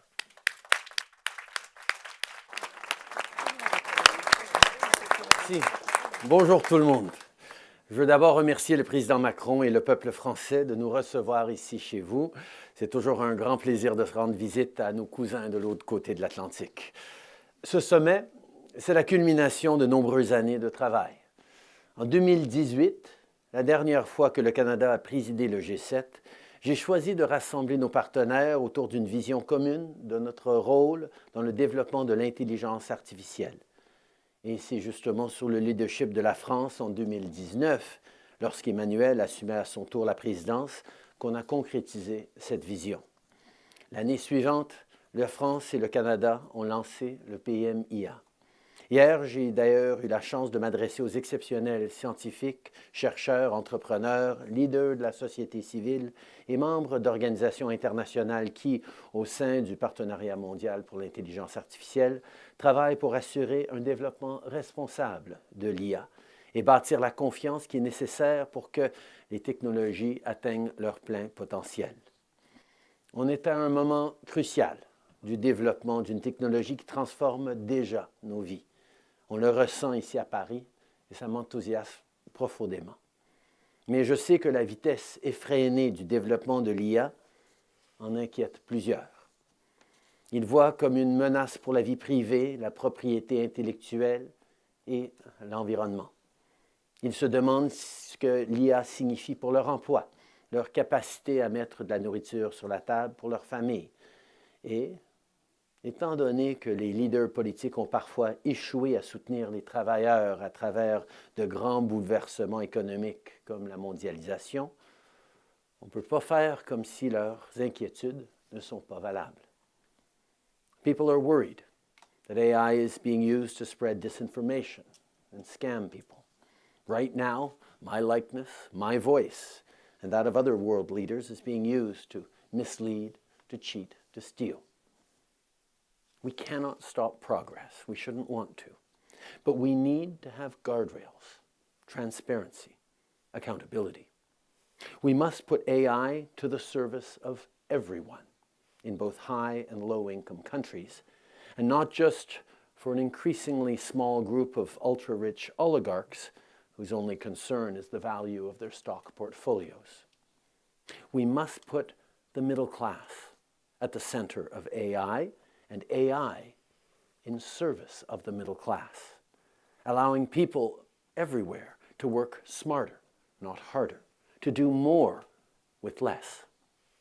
Businesses must grow faster along with their employees, instead of doing the same thing they do now, but with fewer employees. We must go beyond imitating what builders, creators, and artists already do so well. We need to make sure that the profits, the power, the benefits that come from this new technology are fairly shared. We've already seen the anger and division that grows when people feel they're left out of progress. We, governments, the private sector, and civil society need to think responsibly about how AI is shaping the world. We cannot let AI pollute social media with empty slop and cunning disinformation. We cannot let it grow even more the rifts within us, rifts that are already so deep between the haves, the have-nots, and the have-yachts. We cannot let it drive our citizens further towards cynicism, populism, hopelessness, and hatred. AI could unleash the potential of every human being to contribute, to create, to positively impact the world around us, but only if we choose to shape it that way. We, leaders in this room and around the world, have a choice to make. And that choice is being made now. Not 5 years ago, not 5 years from now. Now. If we don't meet this moment, our children, our grandchildren, and great-grandchildren will judge us harshly for it. Now, AI is certainly, speaking from experience, a challenge for policymakers. Adopting new legislation can take years, but even if it takes mere months, chances are it may be outdated by the time it comes into law. And of course, we do need to avoid the kind of heavy-handed regulation that stifles innovation and progress. But that's why we need to work in partnership with all of you, companies, researchers, scientists. That's where the leadership of the world's 7 most advanced industrialized economies is so important. See, this year, Canada is once again presiding the G7. And once again, AI will be on the agenda, with 3 pillars this time: powering it, adopting it, and sharing it. First, G7 leaders will be working to make sure we have a plan in place so our economies have access to clean and reliable energy to power AI. And on the flip side, find ways to leverage AI to find and create new power sources, improve efficiency, and build more flexible and reliable energy grids. Second, on adoption, we'll be working to empower leaders like you to drive further economic growth around the world, which means ensuring that workers, that small and medium-sized businesses also benefit from AI's technological infrastructure and innovation to improve their productivity, enhance their competitiveness, and create more and better jobs for everyone. And the third pillar is on making sure we share the AI revolution with the world so that developing countries can be included in this technological transformation and not just reap its benefits, but drive it forward in new and creative ways that we need to see. If AI truly lifts up emerging economies and empowers their citizens, we will all prosper. It comes down to building trust. Once workers see that AI, rather than taking their jobs, is instead assisting, enabling, and empowering them, they'll be more ready to embrace it at work and at home. Once investors see businesses thrive thanks to AI innovation, they'll be more confident when investing in entrepreneurs who lean on it. Let's show workers that AI can be a powerful tool in their hands, in their toolbox. Let's show small businesses that adoption means growth. Let's show markets that this is not a bubble. Let's show our citizens that we have the frameworks in place to build that necessary trust in a time of change. As with all new technologies, the first few years of development are a bit rock and roll. Governments and businesses are facing new challenges, new disruptions, but also new opportunities. That's why the path forward must be working together with like-minded partners as we maintain the competition that is healthy for innovation, but keeping in mind the requirements to keep people safe. The technologies we are building right now will have massive transformative impacts on every aspect of our lives. you can speak to anyone in this entire conference, nobody will say with certainty what the future is going to look like 10 years from now. What'll be great about it, what'll be terrible about it. But right now, we have a responsibility to be having those conversations that figures out how we make sure that we're being really thoughtful about the world we are creating. Because now is when it's being decided, here and everywhere else around the world. But allow me for a moment, in front of an audience from every corner of the world, to be very, very proud of Canada and of Canadians. If you're looking for a strong AI partner, a reliable AI partner, a trustworthy AI partner, Canada is it. We have renowned academic institutions, innovative businesses, prolific tech incubators, and the best educated workforce of all OECD countries. We're home to brilliant minds like Joshua Bengio, Jeffrey Hinton, and Rich Sutton, and innovative businesses like Cohere and Erudi. We have the critical minerals needed to build this technological revolution, specialized semiconductor expertise, and one of the world's cleanest electricity grids. And yes, we're reasonable and always polite. We have all the building blocks for the future of the world's economy. Sure, it gets cold in Canada, but I know that a room filled with researchers in AI and investors in AI can get excited at a place that's 30 below for a few times of the year, which means half price on cooling for your data centers. Canada is a global leader when it comes to nuclear energy as well. From vast reserves of high-quality uranium to top scientists and nuclear engineers to the practical expertise that comes with large-scale operations and innovation for decades. And by the way, let me say this once and for all, as an environmentalist, for me, the debate is over. Large-scale nuclear reactors must be part of the solution for the future, because if we're not willing to embrace nuclear now, then coal-powered AI from other parts of the world will shape the coming decades for the worse. Si je vous dis ça, c'est pas juste pour vanter tous les mérites du Canada. C'est pour illustrer les résultats de choix stratégiques qu'on a faits pour bâtir une économie qui est prête pour le futur. Tout ça, c'est pas arrivé par accident. C'est arrivé parce qu'on a cru au potentiel de nos travailleurs, entrepreneurs et innovateurs. Parce qu'on a investi et on va investir pour les appuyer. Comme on l'a fait dès 2017 avec notre stratégie pan-canadienne en matière d'IA, une première dans le monde. Malgré tous les défis auxquels on fait face, je suis profondément optimiste quant à l'avenir de l'intelligence artificielle. L'IA est déjà en train de révolutionner le monde de la médecine en aidant à diagnostiquer des patients et à trouver de nouveaux traitements et en développant de nouveaux antibiotiques capables de s'attaquer aux bactéries résistantes aux antibiotiques. L'IA peut améliorer l'efficacité de nos chaînes d'approvisionnement et de nos entreprises grandes et petites. Elle peut faire de même avec les gouvernements et améliorer les services rendus aux citoyens à un moment où la confiance dans nos institutions est plus importante que jamais.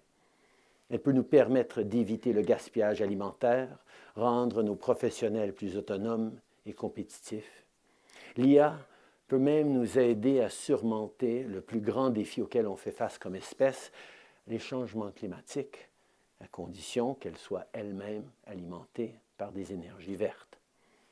Si on fait ça comme du monde, l'IA peut améliorer la vie de chaque citoyen et élever leur travail pour refléter leur plein potentiel, pas juste dans les pays avancés, mais partout dans le monde.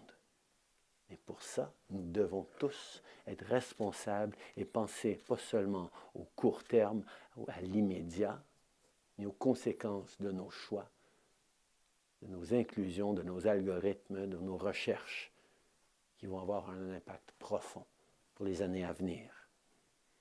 Mais bien sûr, quand je rencontre des gens créatifs et innovateurs qui sont en train de bâtir cet avenir, c'est impossible pour moi de ne pas être optimiste et même inspiré.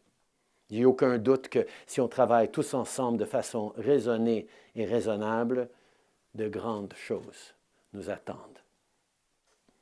Dans les mots du président François Mitterrand, c'est une citation que j'ai toujours trouvée un peu plutôt lapalicienne, mais apte, il y a toujours un avenir pour ceux qui pensent à l'avenir. Merci beaucoup. Thank you all. Have a good panel. Merci beaucoup.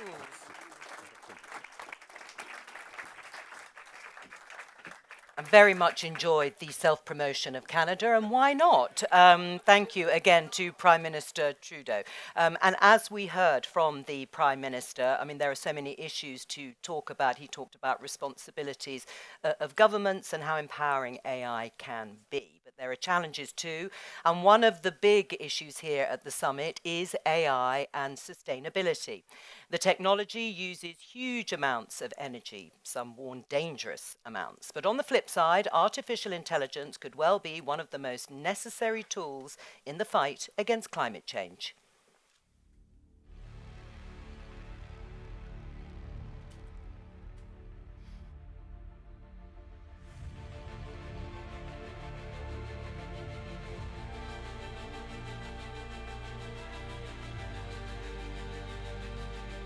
Power used by data centers could double by 2026. Globally, data centers alone would be using as much electricity as Japan. In just one day, the average data center could use 300,000 gallons of water to cool itself. There's a lot of different ways that AI will learn in the future, but nonetheless, it's going to take energy to do so.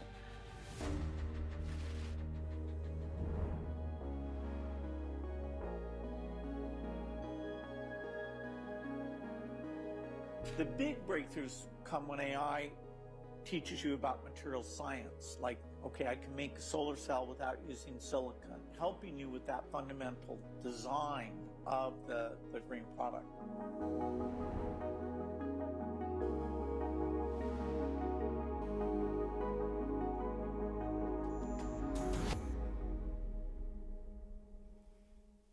Now, before we get started with our panel, a reminder that you don't have to be on stage here at the Grand Palais to be part of the conversation today. Can AI be a net positive for the planet? Get your voices heard using hashtag #PSEvents. Now, let's get into our big discussion. Joining me on stage, we have Alexander Vollert, AXA Group Chief Operating Officer and AXA Group Operations CEO. Founder and CEO of African startup Amini is Kate Callett. Sasha Lucioni, AI and climate lead at Hugging Face, and the chairman and CEO of Total Energies, Patrick Pouyanné. A very warm welcome to all of you.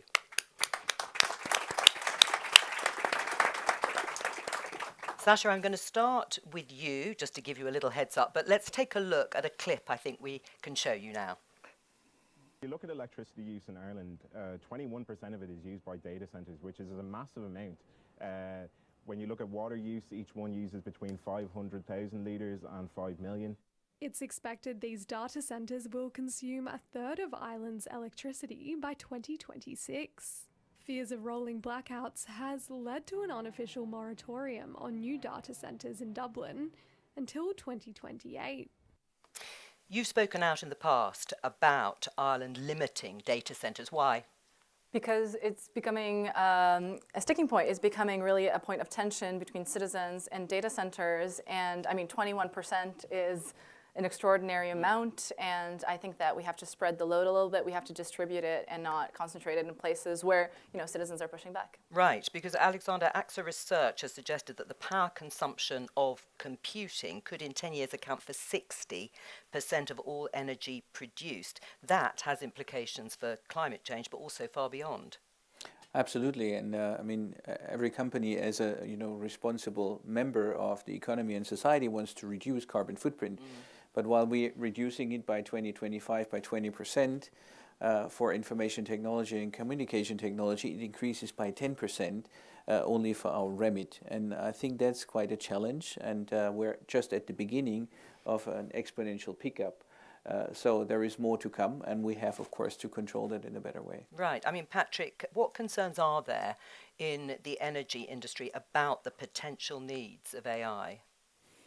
We know that today these data centers represent 2 to 3% of the global energy demand.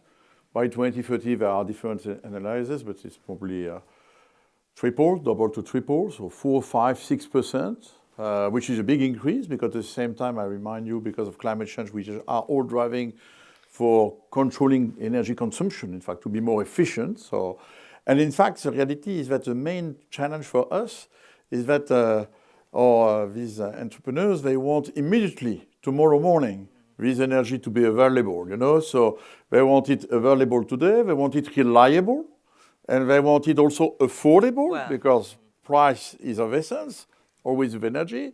And sometimes they can forget the sustainability part of it, because the rush to energy could lead, for example, we have listened last 10 days ago to the speech of the new president in the US, these big data parks, you know, where you will put together behind the meter some data centers and factories of gas-fired power plant, obviously, will be source of more CO2. So that's a challenge. And to combine, in fact, so the urgency, I would say, there again, with the capacity of the industry to deliver this electricity, knowing that we face in the world, I would say, some issues sometimes with the grid's reliability. So it comes at a time we are also transitioning the way we produce electricity, and so it's an additional challenge. But of course, for us, it's a new market, so plenty of opportunities as well to develop new ways to produce and efficiently this electricity. But when that tension is there, you call it a challenge, and it is a challenge. Will sustainability and reducing our carbon footprint be put to one side in order to get the sort of reliable, affordable streams of energy while AI is being developed? Sasha? I think that if we keep adopting this approach of hyperscale data centers, of having to do 1 gigawatt, 10 terawatts in a single place, then of course what Patrick says is true, because you need a concentration of energy that's in one single spot and a huge amount of it. And of course, renewables struggle with that because they tend to be, I mean, it's not the same. You can't just, for example, so data centers typically need a lot of energy round the clock. And with renewables, of course, that can be hard. But if you start doing distributed compute, if you start spreading the load a little bit without putting pressure on a single point, then you can use, I mean, a more green mix of energy, maybe not 100%, but at least you can have different energy sources for smaller amounts of compute, in given places. Right. One of the conversations, Kate, I was having here in Paris last night was about water. Yeah. Because everyone talks about energy, and this young woman was saying to me, but we need to now really focus on where these data centers are being built because of the amounts of water that are going to be needed. Yeah, we're actually running out of water. So on top of the energy crisis, add a water crisis, and by 2030, we will be at 40% more of the water that's available in the world. So we've been talking about agriculture consuming a lot of water, trying to transition farmers to regenerative agriculture to save more water. We've been going after the fashion industry to tell them to also save more water because your T-shirt consumes gallons and gallons of water. But now we're actually adding a third issue, which is the infrastructure. And a lot of our countries who still have communities that don't have access to safe water today are already thinking about building data centers because they need to catch up to that race to computing and to AI. Are you saying that they just shouldn't be built in those areas where there is already a bit of strain on water resources? I actually think it's unfair to say they shouldn't be building because what historically happened is that the global north has been driving a lot of those innovation, taking the leap, having a head start, and then we realized that we actually are running out of water, energy, and we're expecting everybody to adapt and mitigate, including the global south. And we're expecting them, as the moment they realize that they actually also need those infrastructure to drive the sort of economic value that AI is supposed to realize in their country, we're asking them to restrict themselves. Yes. Without even giving them the choice to be able to pick what is the right infrastructure and solutions for their countries and their community. So I do think we have an opportunity. We always talk about leapfrogging in renewable and clean energy in the global south. But what Sasha was saying, organizing as a block, doing south-to-south collaboration, have shared resources, pool those resources, data centers, smaller compute nodes in different countries. And I think it's an opportunity to create a new blueprint for the global south. Yep. Do you welcome that? Yeah, 100%. Yeah, but I think you can water, cooling data centers is of primary importance. But we are moving from technologies. We can forget water. We can go to air. We can go to specialized liquid coolings. For example, Total Energies, my company, we have today really innovating in proposing some different liquids rather than water. So we can be optimistic. Of course, if we want immediately we'll use a lot of water, but we should avoid it. It's like for electricity. Let's look to innovation to bring to these data centers the energy and water they need, or liquids, cooling systems they need. Alexander? There is a part, I think, that also as, on the demand side, as customers, so to speak, we can influence. We can influence the way, we also encourage frugal AI, so making sure that it's becoming more efficient. And we have just seen recently, Mistral is a nice French example, but we have also seen with DeepSeek, in the way you craft AI, you can do it with less energy. And the second is, you don't always need to have and use an LLM for a very simple question. So there is a lot that we can still optimize, and we're just at the beginning. And I think there is a huge amount of leakage if we just project the same energy consumption of AI that we have today. I think we would do something really wrong. Can I build upon that? Actually, here at the summit, I'm presenting the AI Energy Score project, which is inspired by EPA's Energy Star ratings in order to compare the energy efficiency of different AI models for different tasks. Because AI is not a one-size-fits-all technology, and it doesn't make sense to use LLMs for everything. So what we did is we benchmarked hundreds of open source models for different tasks, some image generation, text generation, voice recognition, things like that. And then we gave them ratings, but relative ratings to their category. And that can help people be like, oh, I want to do image generation, so I'll choose the 5-star model for that task, but it's going to be a completely different range than text classification, which are typically smaller models, and then it makes LLMs look bad, frankly, because you have this small model that can also do sentiment analysis, for example. Well, I like that phrase, frugal AI and scorecards. Let's focus on the positives, because, of course, everyone is very much hoping AI is going to tackle some of the issues of climate change, if not climate change itself. We're going to show everyone some pictures now of InstaGeo, one of the projects that's being showcased at the summit. They specialize in high-quality data to predict, as you can see here, swarms of locusts, one of the most dangerous and destructive pests on the planet. Kate, you also run a number of startups. What other sort of innovative ideas are companies coming up with? I think we're hearing a lot about boosting crop yields in the global south and supporting farmers to get better adaptation techniques, but also being able to build early warning systems in regions that do not have access to them today. So for me, I think it's less about the actual solutions that are being built, but more about the community who is building them. And for that, you would look at the wealth of the global south, which is basically our youth, especially in Africa. They're already digitally native, and they know how to use a lot of these tools. We talk about frugal AI. I was actually at the inception of TinyML, which was Edge AI years ago, and 2 of the largest chapters are actually in Nigeria and Kenya.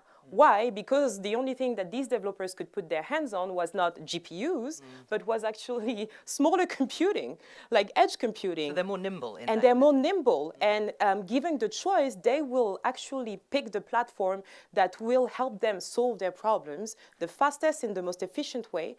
But also they've been able to build beautiful solutions for their communities, from wildlife monitoring, deforestation, and also early warning systems in terms of weather and flood. So it's already happening. It's already there. We just have to surface those innovations a bit more. But I suppose there is still this contradiction at the heart of even the discussion we're having here, is that AI can be a solution, I get, and also where it's happening, but it does also burn a lot of energy. Yeah, but look, if I'm in my field of energy, when you produce electricity with renewables, it's intermittent. There are plenty today. We are developing modeling thanks to AI, in order to optimize the way we will produce the renewables, combine them with batteries, hybridization of these tools, combining them with the grids. So in fact, AI is directly applicable to optimization of energy systems, and in particular, again, in the field of electricity, because data is native to electricity, electrons are data. And so, in fact, there is a huge field, and today in Paris, at Station F, I invite you, we have an incubator with tens of startups, which are only working for Total Energies on the specific topic of to use AI to optimize these electricity value chains between renewable, batteries, grids, and trading. So that's really, AI, in fact, is really bringing solutions also in the energy field. Well, actually, when we talk about AI, so the examples that Kate gave and the examples that Patrick gave, they're not LLMs, they're not foundation models, they're very task-specific models. Optimization models are super efficient. Right. They're trained on specific data, same for crops, same for floods. And so I think that when we talk about AI as problematic or having high climate impacts, we're mostly referring to LLMs and those big models that use, hundreds of thousands, millions of hours of GPU, but they're not the same models that are helping the climate. LLMs haven't really shown themselves to be very useful in terms of fighting climate change so far. Right, so you can see the sort of gains technologically in offsetting the carbon footprint of AI companies. Well, I think the jury is still out, but I think, well, first of all, I would second what was said. I think, most of the solutions today are classical AI machine learning solutions, and they work really well. With the pickup of LLMs and the increasing energy consumption, I think we need to have more transparency what's going on, because I'd be happy to manage all of this in a more, transparent and end-to-end way. So what's stopping you doing it? Well, I just don't know. Some of the AI providers, I just don't know what the greenhouse gas consumption of some of those models is, and I do not have solutions today that pick the right model for the corresponding question. Right. And I think that's a bit of an underestimated optimization topic. But if we would have, the right steering of the question into the right model, and with the democratization of AI, you cannot leave that to the end user. He would never know. I mean, what's the best model underneath, kind of a question you have? I don't know. You don't know. We all don't know. But we should have actually some guidance there to know that, okay, so if we know kind of this is the number of tokens we use for that model, this is the carbon footprint that we're generating with that, do we want it or not? Or do we want to ask another model that is more specifically trained, a smaller one that has less emission? Yeah, in a recent study I did last year, for example, we compared extractive question answering, so essentially finding an answer to a question in a text, and generative question answering. And the models in the same task, it's 20 to 30 times more energy for a generative model to answer the same set of questions as an extractive one, because instead of finding the words in the document, it's essentially creating them from scratch. It's generating them based on the data it was trained on. And so, I mean, there's all sorts of other things like hallucinations, et cetera, but just it's not efficient. It's not made to do what you want it to do. If you want a question answered and you have a document, a Wikipedia article, extractive question answering makes more sense. And so what Alexander said is that, for example, for web search engines, most of the time you're looking for information that exists already, right? So using generative AI for that may not be the most efficient way of using resources. And in fact, the reality is, you are right, what is the real use of LLMs, of generative AI? It's very fashionable today. Everybody's rushing to that. We see some nice examples, but fundamentally in our companies, I fully agree. In fact, we need more specific AI, more machine learning. And today, for example, in my company, I have given Copilot to 30,000 people. And this year, we will make a survey to understand how do they use it. Why is it useful? It's fun, maybe, for sure. And so we are today going through all of them to try to understand what is real added value.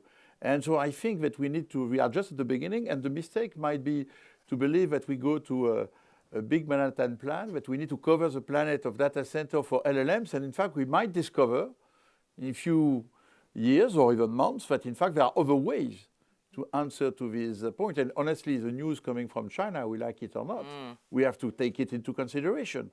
If really they are been able to develop a generative AI, maybe cheaper, with much lower consumption, then that's changed a lot. This debate that we have What was your reaction to hearing that? I think it's possible. Well, I think it's clearly possible. They used a lot less energy for training, I mean, reportedly. But when you use the model, I mean, the first studies have shown that it uses more energy because it's doing chain of thought, which generates more text. Instead of saying, whatever, Susie has 5 apples and Tommy has 6, it's going to give you the whole explanation of why it came to that answer, and that actually uses more energy. So maybe we kind of solved part of the training issue, but if everyone starts stuffing chain of thought models into interfaces, right, and chatbots and whatnot, I think it would make things worse, honestly. So therefore, at balance, I think if we have, if we use all the optimizations that we have in today's energy production, and leverage AI to optimize it, in the end, we might end with a positive balance. At the same time, the whole kind of spatial AI is right around the corner, and this will pick up, computer power, but also the need for energy even further. So, it's a bit of a race, I think, that we are in, and the only way to win the race is we need to have transparency. How do we win the race? How do we win the race? I think over the past 2 years, we've equaled AI to generative AI and foundation models. Right. So everything is about building the biggest models, billions of parameters, but also building the biggest supercomputer in the world. Actually forgetting that AI is a tool. Technology is a tool, it's not an end, it's a mean to an end. I need to optimize for a specific problem I'm trying to solve, and therefore I need to focus on efficiency. And I think we'll see about the research, but what DeepSeek has created, especially for the developers in Africa, is a little bit of a confidence boost because they didn't have access to those GPUs. It shows that other ways of doing things is possible, right? You don't have to brute force it in order to get results. So it didn't have to just be the US, for example. I mean, interesting. On that point, Kate, I'm going to show everyone this graph. If you have a look at it, it shows individuals using the internet. Okay, it's from 2023, but you can see 67% in the world, 37% in Africa. I suppose people might be thinking, gosh, a third of people don't use the internet across the world and 2/3 in Africa. What might that mean? You've spoken about the positives, how nimble the Global South and Africa could be. They're encouraged by the opportunity, perhaps, of DeepSeek sort of jumping ahead.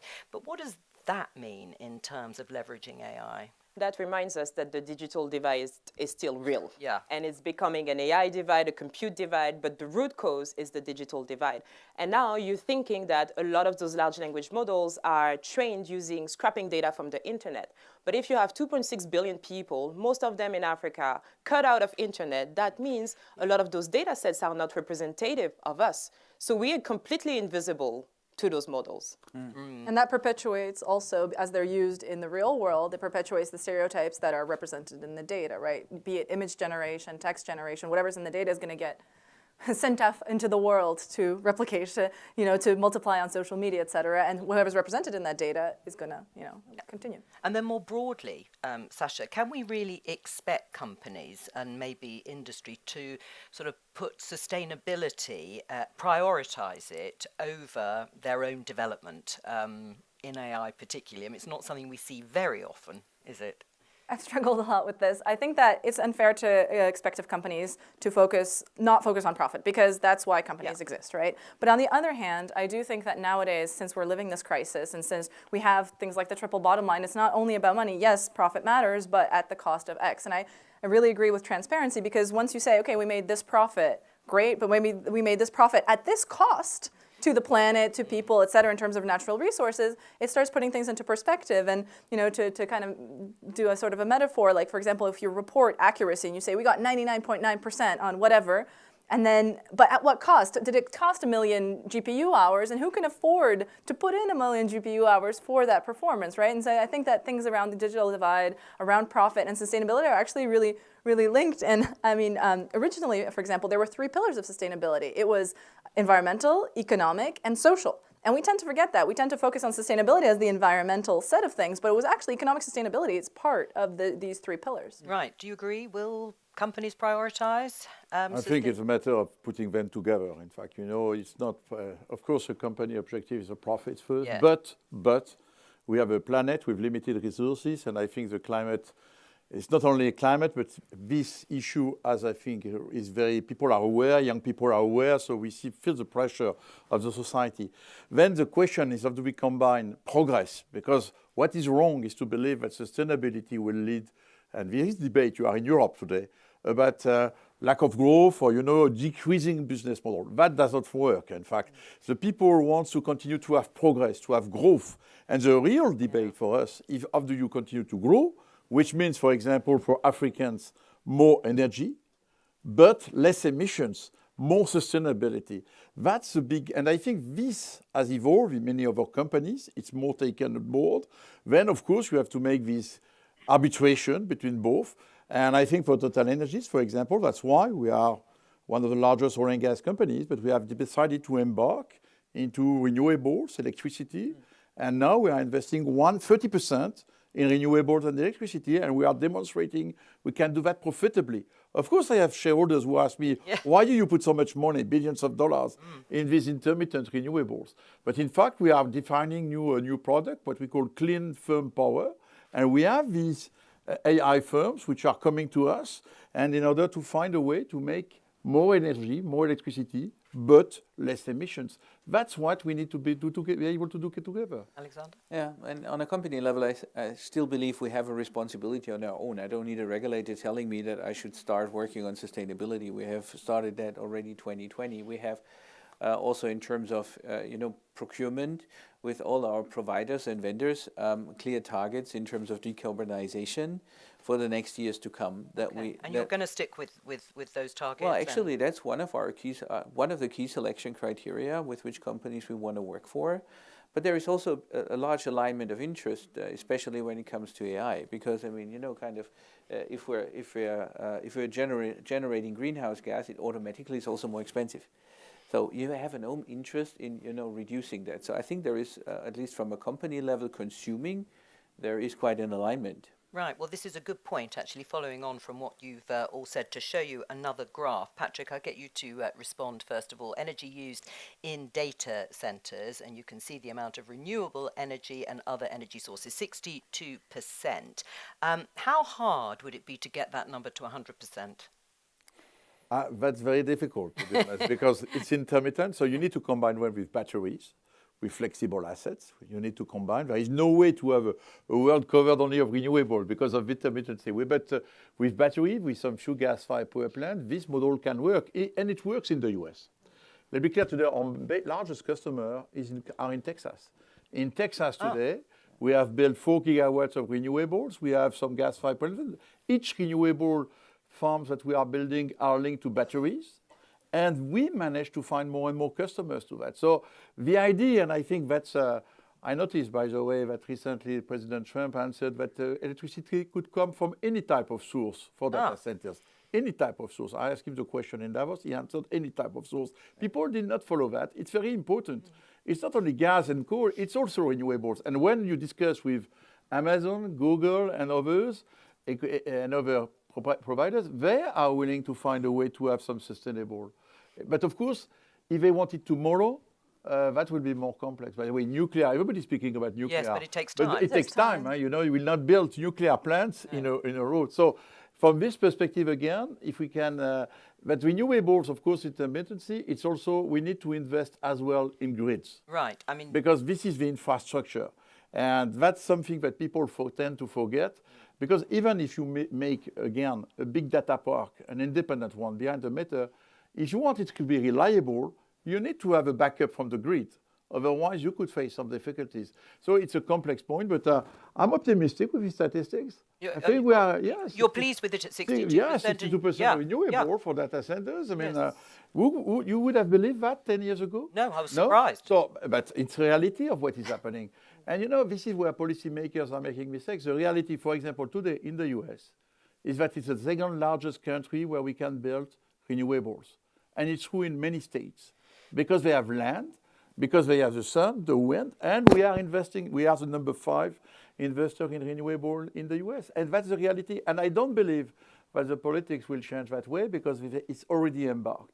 And it's also true in the Middle East where you can build data centers. It's also true in many countries. And of course, in Europe. Nuclear will come, but it will take longer time. Well, and it may take 10 years. But we heard Prime Minister Trudeau saying the same thing. It needs to be part of the mix in order to move away from fossil fuel. But we were talking about growth, right? If it's going to double or triple, I'm worried that pie chart might change because... Well, go the other way. Yeah, because essentially building out the renewable capacity to keep that proportion might be trickier, especially if the growth happens. I think it's like doubling by 2026, which is like next year.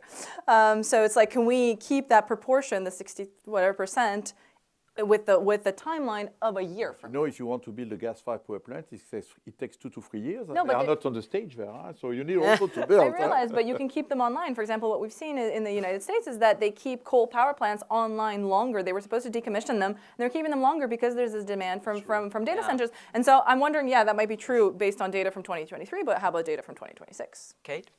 I love that because from my perspective, in the country I live, 90% of the grid is already clean and renewable. 90. So where are you starting to actually look at building data center? The one thing that you have is renewable energy. So I wonder how we're going to be able to capitalize on what Africa already has and the resources that Africa already has in solar, in hydro, in geothermal to actually build that like perfect sustainable template for data center and computing. Okay, so you're blazing a trail then Yes. in terms of that 90% usage. When you look at that at 62%, which way do you think the graph is going to go as AI?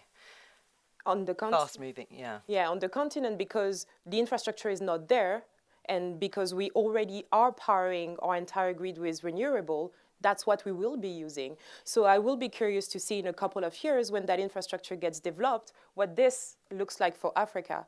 And I believe that Africa will be way above those 62%. Okay. A final word from you, Alexander, before we take questions from journalists. How important are conferences like these, summits, getting people together, panels like this to discuss these issues? Well, I mean, we're in such a fast-paced environment. There is so much happening in the whole AI space, and it's getting much more attention. I mean, we're, as a company, already 10 years on that journey, so it's not new to us, but out of a sudden, everybody's interested in it. And honestly, that's a good thing. Let's take this first question from journalist. Her name is Louise Osborne. She asks, there are already models, we've spoken about DeepSeek, being developed that claim to use less in the way of resources. Is it possible that as we continue to develop new and more advanced AI models, these sustainability problems could disappear or at least substantially reduce? Patrick, you're nodding. Yeah, I'm optimistic about it. Yeah. I think everything is progressing, including components, are progressing, so where we use energy. Mm-hmm. So I think that's a message, in fact, to all these developers. You must also be creative, not only for LLMs, but also to optimize the way they will be operating in terms of energy. And so I think it's just at the beginning of this industry, and you have billions being invested. So and all these engineers, I'm sure we will find solutions. So I'm optimistic about that point. I think we should think a little bit about rebound effects. So I think that we wrote a paper, published it last week, about Jevons paradox in AI. So what we're seeing is more powerful GPUs, you can train bigger models for longer, and yet energy use is rising. People are using bigger, more computationally intensive models for things that they used to do with good old-fashioned AI, random forest, et cetera. And so I think that the human component is actually non-negligible because, yes, sure, GPUs are more efficient, but then people are using them more. And so how is this rebound effect going to continue, propagating? Are we going to continue just snowballing in the energy use? Because actually the IEA, Lawrence Berkeley published a report where they project up to 12% of U.S. energy being used for data centers in the next couple of years. Like, how do we? Well, I mean, it's the high point, right? It's very hype today, all that. Right, but exactly. But which way is it going to go, and how do we try to mitigate that without contributing to it? Today, 2 years ago, it was hydrogen. Today, it's AI. Crypto, yeah, we had crypto in the. Let's take this question from Ryan McDonald, senior editor at the Globe and Mail in Canada. Data centers want their power to always be on, and I hope always to be carbon free. They also want power right now, not in 10 years. Nuclear doesn't work that way, and we've seen a lot of interest from tech companies around the nuclear issue. It's slow and is often regulated itself. So I'm wondering, in the meantime, should we be moving to look at sustainable, focused regulation of AI to incentivize further improvements in the efficiency of how these data centers operate, and even the efficiency of the software itself to reduce this power demand?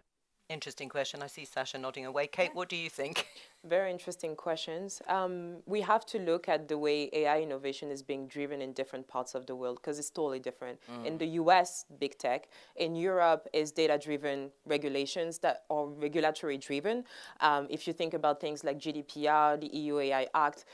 In China, for example, the government has been investing a lot in developing the local industry. But if you look at places like Africa, it's all bottom-up innovation. And I worry that if we try to impose regulations too early, specifically in places that haven't been able to really capitalize, really start their journey, really support the local innovation ecosystem to develop itself, we might get into a point where we stifle innovation and create a gap that's impossible to close. But conversely, if we do regulate in places like the US or Europe, then we can help make sustainability part of the conversation that's already ongoing and well developed, right? Because the EU AI Act didn't have any sustainability enforcing clauses. It talked about data, but there was nothing about, for example, like the energy mix or even efficiency, right? Like how efficient a model has to be deployed, et cetera, et cetera. So I think that there are some like nudges that can be done already at the European level and the American level, Canadian maybe, where we kind of nudge things in the right direction with sustainability and efficiency. Skeptical? Yeah, well, I mean, I'm. You know, I think if regulation is too different all across the globe, essentially we're creating more complexity that will not help sustainability, because interoperability is not going to be there anymore. So I think we're too early, but we need to make sure that customer data are properly managed. That's for sure. There is no doubt about that. We need to make sure that everybody really is ethical about leveraging AI, and I think sustainability is a part of that ethical compass that everybody has to develop. But at the same time, if we're having this micro-regulation everywhere, I'm not sure this is going to happen. And I'm afraid that Europe will regulate and the US will not. Well, that will be the reality of our world. So I don't like too much the question, because at the end we might regulate here. We are already quite regulated, and I'm not sure the US administration, which is just taking on board, will regulate the use of energy for AI. I think I'll listen to the contrary, in fact, during the speech of the president. So that's why I don't think the solution is there for a transitory period. In fact, the question is, how do we manage this transitory period? Right, and when you say the solution isn't there, if there was broad agreement on regulation, would that make any difference? Yeah, but we did not it's manage not going to happen. Sustainability, unfortunately, we are dreaming about a broad agreement. We did not manage to get it. I mean, we showed earlier in the session the agreement made in 2015. This was obviously about climate change and the warming planet. Do you think there could be a similar type agreement when it comes to AI? I think it would take that, honestly, because AI does transcend borders, because a data center could be in one country and the users in another and the developers in a third. So we have to be doing, but that is very hard, I agree. But I think that that's the only way to do it well. The question is not to have an agreement, it's to apply it. Also, and today what the global south countries observe is that you have one region of the world which is applying the 2015 agreement, which is Europe. Other parts of the world do not apply it. So in fact, having an agreement which on the way, it's a question of, it's super complex to have a global regulation of the planet. And honestly, when you see the geopolitics today, we see more fracturation than unity on this type of things. And it's a question of competition, economic war, economic competition. And I mean, in the end, isn't that going to rain out, Alexander, that economic competition? Some people might regulate and others will innovate, to use the phrase, and get ahead. Well, I think every kind of restriction, to some extent, also fosters innovation, because you have to work also on, finding solutions that anyhow keep you in a competitive landscape. But anyhow, I think AI manifests that there is that this is a very global phenomenon, and I don't have a solution, to be honest, but I do believe that. Cutting it in pieces, also regionally cutting it in pieces, I don't think that is going to help a lot. Thank you very much to all of you. Unless you wanted a final word there, Kate, on it. I was going to say scarcity is the mother of innovation. And I think we will see that with AI over the next couple of years. Well, it's a good point on which to end this particular session. Huge thank you to the four of you for joining us for this session. Let's give them a round of applause. If you just stay put just for 1 second, because we're going to be back in a few minutes' time.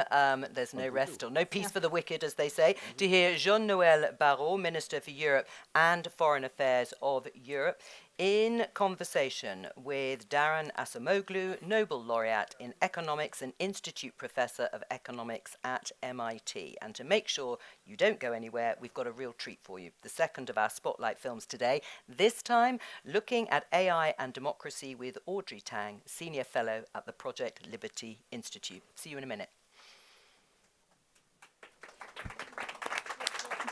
Good.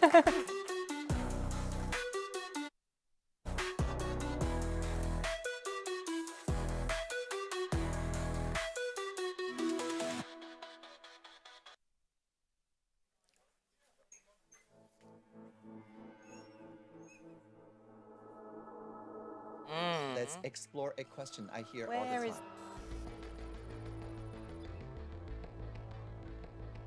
My answer is no. If we design AI to serve collective intelligence rather than just top-down interests, AI can strengthen democracy by amplifying inclusive participation, not undermining it. In Taiwan, we've used open-source platforms like Polis, a deliberative digital space enabling thousands to shape policy. Everything from Uber regulation to banning deepfake ads. The results is rich dialogue, less polarization, and legitimate public policy outcomes that truly reflects the people's will. This is democracy with AI, not versus AI.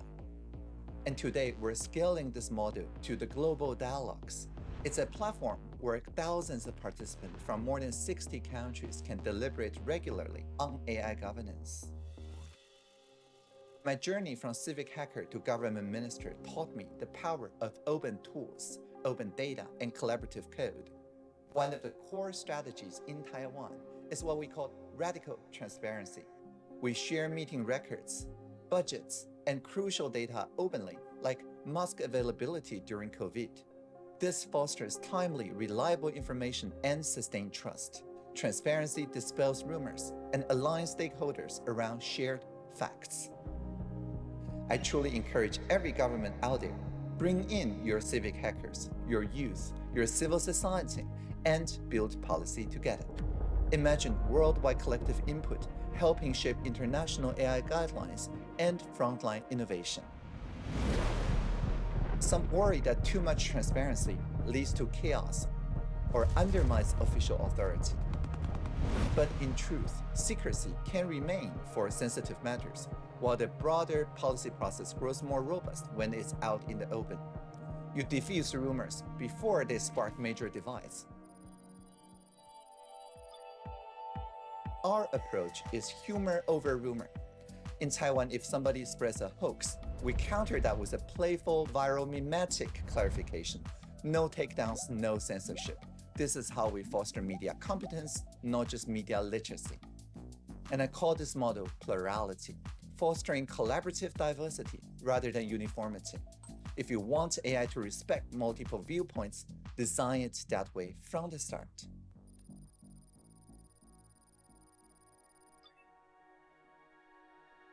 If we keep sparking cross-border, cross-cultural deliberations and form a new global governance, small countries like Taiwan have big lessons to share. However, this positive outcome is not guaranteed. It depends on us, our readiness to shape AI and investing in plurality. We need to insist that AI amplifies what's best in us.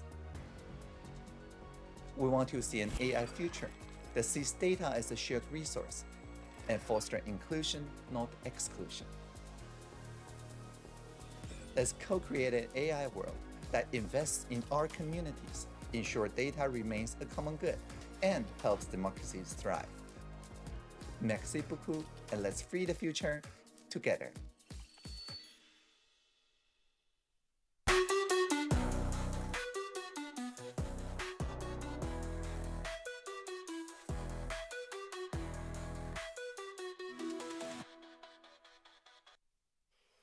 Hello again, and welcome back to the final session of Project Syndicate here at the AI Action Summit. It's been an incredibly fascinating and inspiring afternoon here at the Grand Palais, and we might just have saved the best until last, although it's been pretty good up until now. In a minute, we'll be hearing from, in fact, I might already be able to hear them, from Jean-Noël Barrot, Minister of Europe and Foreign Affairs here in France, and Darren Acemoglu, one of the most recent winners of the Nobel Prize in Economics. But first, let's remind ourselves of why we have this truly exceptional concentration of power and talent here in Paris.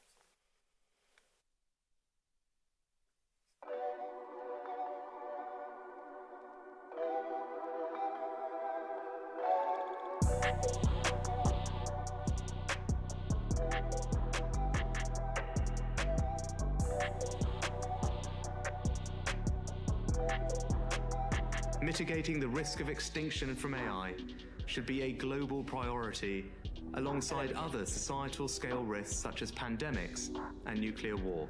And the two of you are very welcome to talk to each other, but I can also ask questions.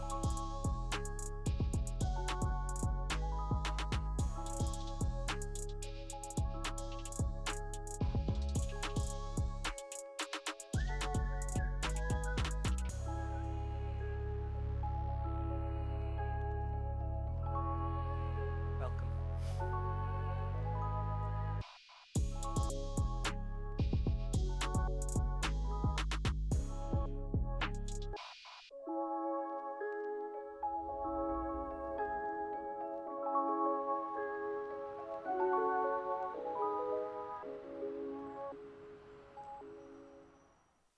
I'm delighted to be joined by Jean-Noël Barrot and Darren Acemoglu here for what we call a fireside chat. We don't need a fire, it's warm enough in here, of course. And I will let the two of you take it away, as they say. But just to sort of kick things off, is this a watershed moment, do you think, Jean-Noël? Is it a big moment when it comes to the future of AI?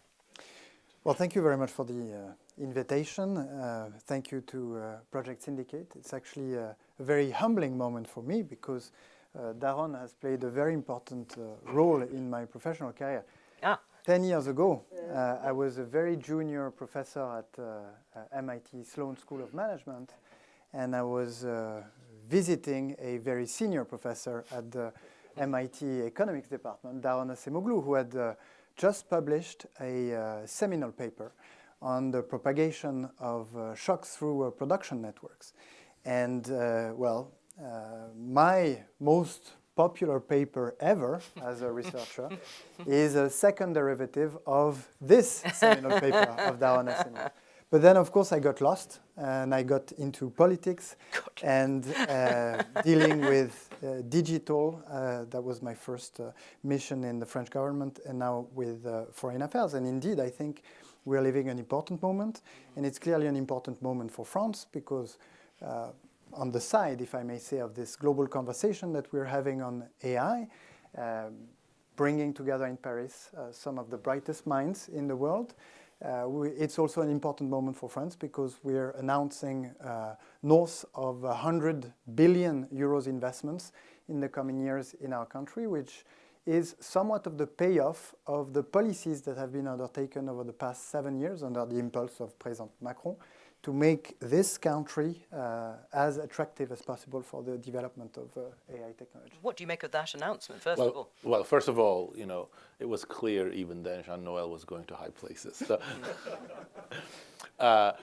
well, I think the announcement is great, and we are at a watershed moment. Not to panic, not to go excessively into a mode of doing something, but every moment right now is a watershed moment because I think we do need a better direction for AI that starts with infrastructure, that starts with better regulation, but I think it's ultimately about the right type of AI investments that can bring higher productivity for workers, better control of information for citizens and consumers, and greater ability for all of us to understand the world, to process information, and to take control of our data and our choices. That's not, unfortunately, where we're going right now. What are your biggest sort of concerns at this moment? more business as usual with the very, very large companies, with the very, very large models, centralizing data and pushing us towards models that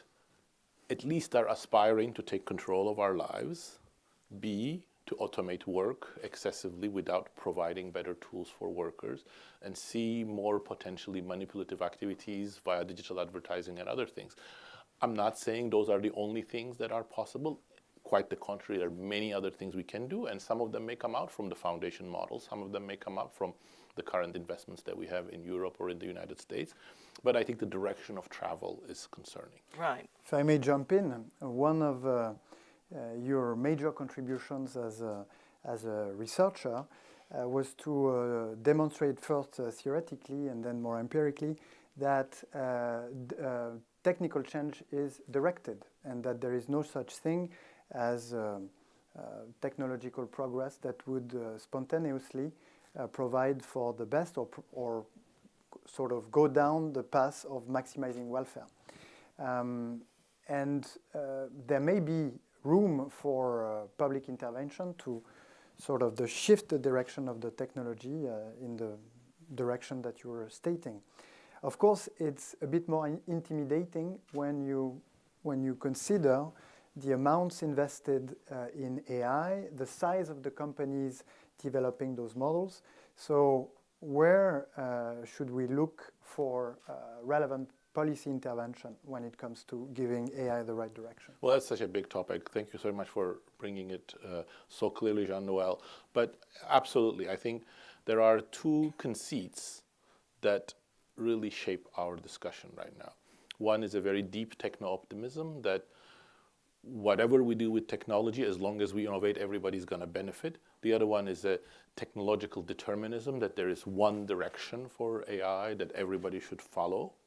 And once you sort of give up these two conceits, you come to the real power of technology. I have no doubt technology is an amazing force, which we have sometimes used for great things, improving our health, comfort, prosperity over the last 300 years. But we can also misuse technology, and its direction need not be always the optimal thing. But how do we change things? It's a very large conversation because we have many instruments. But let me tell you what I think will get us there. I don't know how to get to this point, but if we reach this point, I think we will have solved the problem. If in, say, 2 years' time, 80% of AI researchers go to their offices, to their companies and say, my focus is to work on technologies that are going to help workers, that are going to empower citizens to control their own information and their own data, we're done. That's the...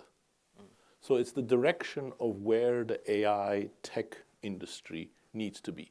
Of course, we're not going to get there easily because financial incentives, ideological issues, power are all pushing against that. But I think we can get there. It's a change of norms. It's a change of institutions, change of regulations, some fiscal changes about getting rid of some tax incentives that really mess things up.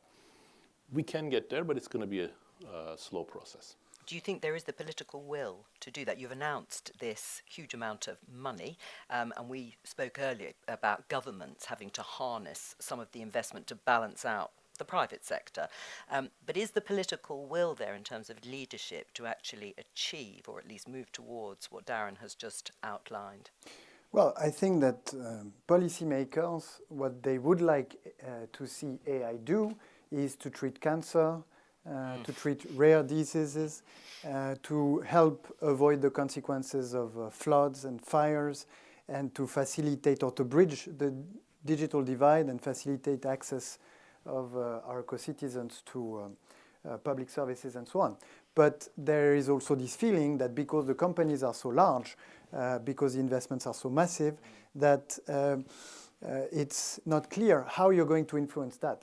And I'd say that one thing we've learned from the past wave of technology here in Europe, where we had not developed sort of world-class social networks or marketplaces, is that traditional competition policy has not been successful in deterring unfair commercial practices and avoiding the abuse of dominant positions.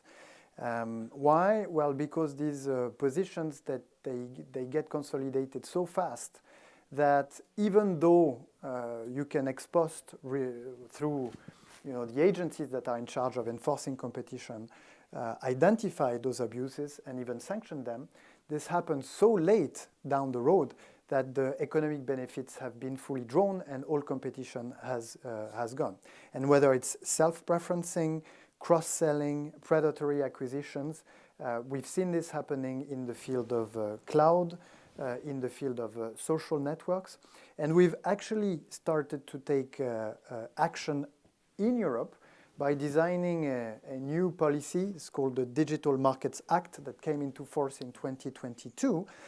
And that takes an opposite sort of stance from traditional competition policy, but by stating that certain behaviors are forbidden ex ante.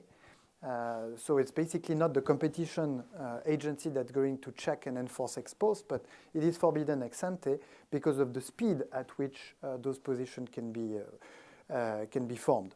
Of course, this is a brand new regulation. There are investigations ongoing, and we'll see how far we can go.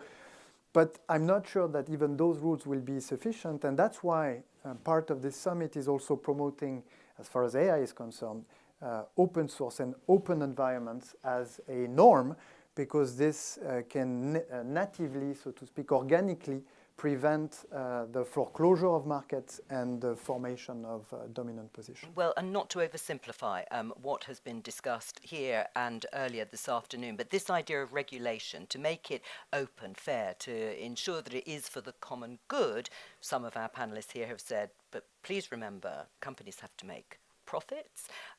Companies want to innovate, and sometimes regulation can, yes, aid, but it can also stultify. I mean, how do you... 100%, 100%. You know, Europe needs to be an innovator in AI. You cannot just be a regulator. But what Jean-Noël emphasizes is so important. You know, there is one kind of regulation that pretty much all economists agree is good, is antitrust. Prevent monopolization of markets. The world and Silicon Valley still thinks of itself as those scrappy innovators working in garages, disrupting established businesses. Well, it is the most concentrated industry in the world. And it has become like this not just because of amazing innovation. Yes, Google is an amazing innovator. Not just because there is some economics of data or networks that says big is better. Yes, there is some of that. But it's because the United States has completely failed to enforce antitrust. These companies have also grown very mightily because they have acquired their rivals. They have acquired a lot of startups. They've created an ecosystem where if you're a small company, the best thing you can do is try to do something compatible with one of them so that they acquire you. So it has created a very monopolistic market, which is not good. It's especially not good if you need a redirection, something better, because monopolists are going to pursue their existing business model. Jean-Noël, I mean, how do you deal with that potential? I mean, we talked about DeepSeek and perhaps, how can I put it delicately, President Trump's slightly muted response. Oh, hey, if we take it at face value, the Chinese have come up with something that was cheaper to make and could be very effective. Or does that give you hope that other parts of the world could do the same without the sort of monopoly and resource that America has? Yes, it does, because it validates the approach according to which opening environments is conducive to more innovation and to improvements in the quality of the systems, and also makes them cheaper to build, because you build on the shore, or you stand on the shoulders of giants, and that's the way that knowledge gets sort of improved from the accumulation, or both the accumulation and the competition between innovators. But again, one thing that we need to figure out is how the public authorities can influence the direction when, of course, private actors are pouring a lot of money in the sector. And I think one of the important aspects of of what public authorities should do is the governance of data, because the whole sector that Daron was describing a minute ago has been thriving on somewhat of a sort of free and ungoverned access to data. And now that we're reaching the sort of the era of generative AI, where models, in order to be very useful and accurate, are going to need to resort to clean and very precise data, I think that public authorities can step back in and say, well, I'm going to release data sets on cancer patients because I want AI to be developed for treating cancer. And if I'm going to, if I want to have AI developed to lower the carbon emissions of housing, then I'm going to release a data set on housing. And this intuition is behind the foundation that is going to be announced today, Current AI, that is going to bring together philanthropic foundations to pour the money, public authorities that's going to provide the data, and companies that are going to build the models out of this data. Well, yes. Yeah, if I can add, I mean, I think DeepSeek is very, very interesting because it's a shock to the system. It shows, first of all, that it is possible to do innovation, very, very impactful innovation, when you are not at the center of all of the money, all of the venture capital in Silicon Valley. It also shows that, emphasizing our earlier discussion of techno-determinism, that the directions that are being tried at the moment in the biggest companies may not be the only ones. Every company before DeepSeek in the AI space, the big companies, not small ones, of course, are an exception, but they believed in scale is all you need, which is, you build bigger and bigger models, you throw in bigger and bigger data, and that's how we're going to get to better and better models. Well, DeepSeek, actually, by the way, is not doing like crazy innovation. They haven't developed a new method, and they are themselves an AGI company, but they show you can do it on a smaller scale. And very interestingly, they are using methods like the mixture of experts models that take us a little bit closer to domain-specific models, which you were discussing in the previous panel. They're much better environmentally. They're going to be much more effective in giving us reliable information that can be used by workers or by citizens for a specific purpose. But again, those are now sort of put aside. So I think it's a really wonderful thing. And data markets and data ownership, I think those are going to be much more interesting when we go actually to these domain-specific models, because they are also synergistic. Creating the right kind of data market is going to be very synergistic for generating high-quality data for these domain-specific models. Well, on that positive, optimistic note, let me thank both of you, gentlemen. Thank you very much for joining us. Let's give them a round of applause. And I have a big announcement to make. Well, it's not really my announcement, but to say that at 5:30, so you've got time, President Emmanuel Macron is going to be addressing the conference at NEF. And I hope you know exactly where that is. And if not, follow this man here. Thank you to both of you. And thanks also to the team behind all of this, Project Syndicate, there they are, and High Impact, who have worked so hard to make today's event such a success. The guests have been incredible, and so have you, the audience, and particularly to our final panelists. I'm Jo Coburn, and this has been the AI Action Summit, brought to you by Project Syndicate. Thank you. Thank you.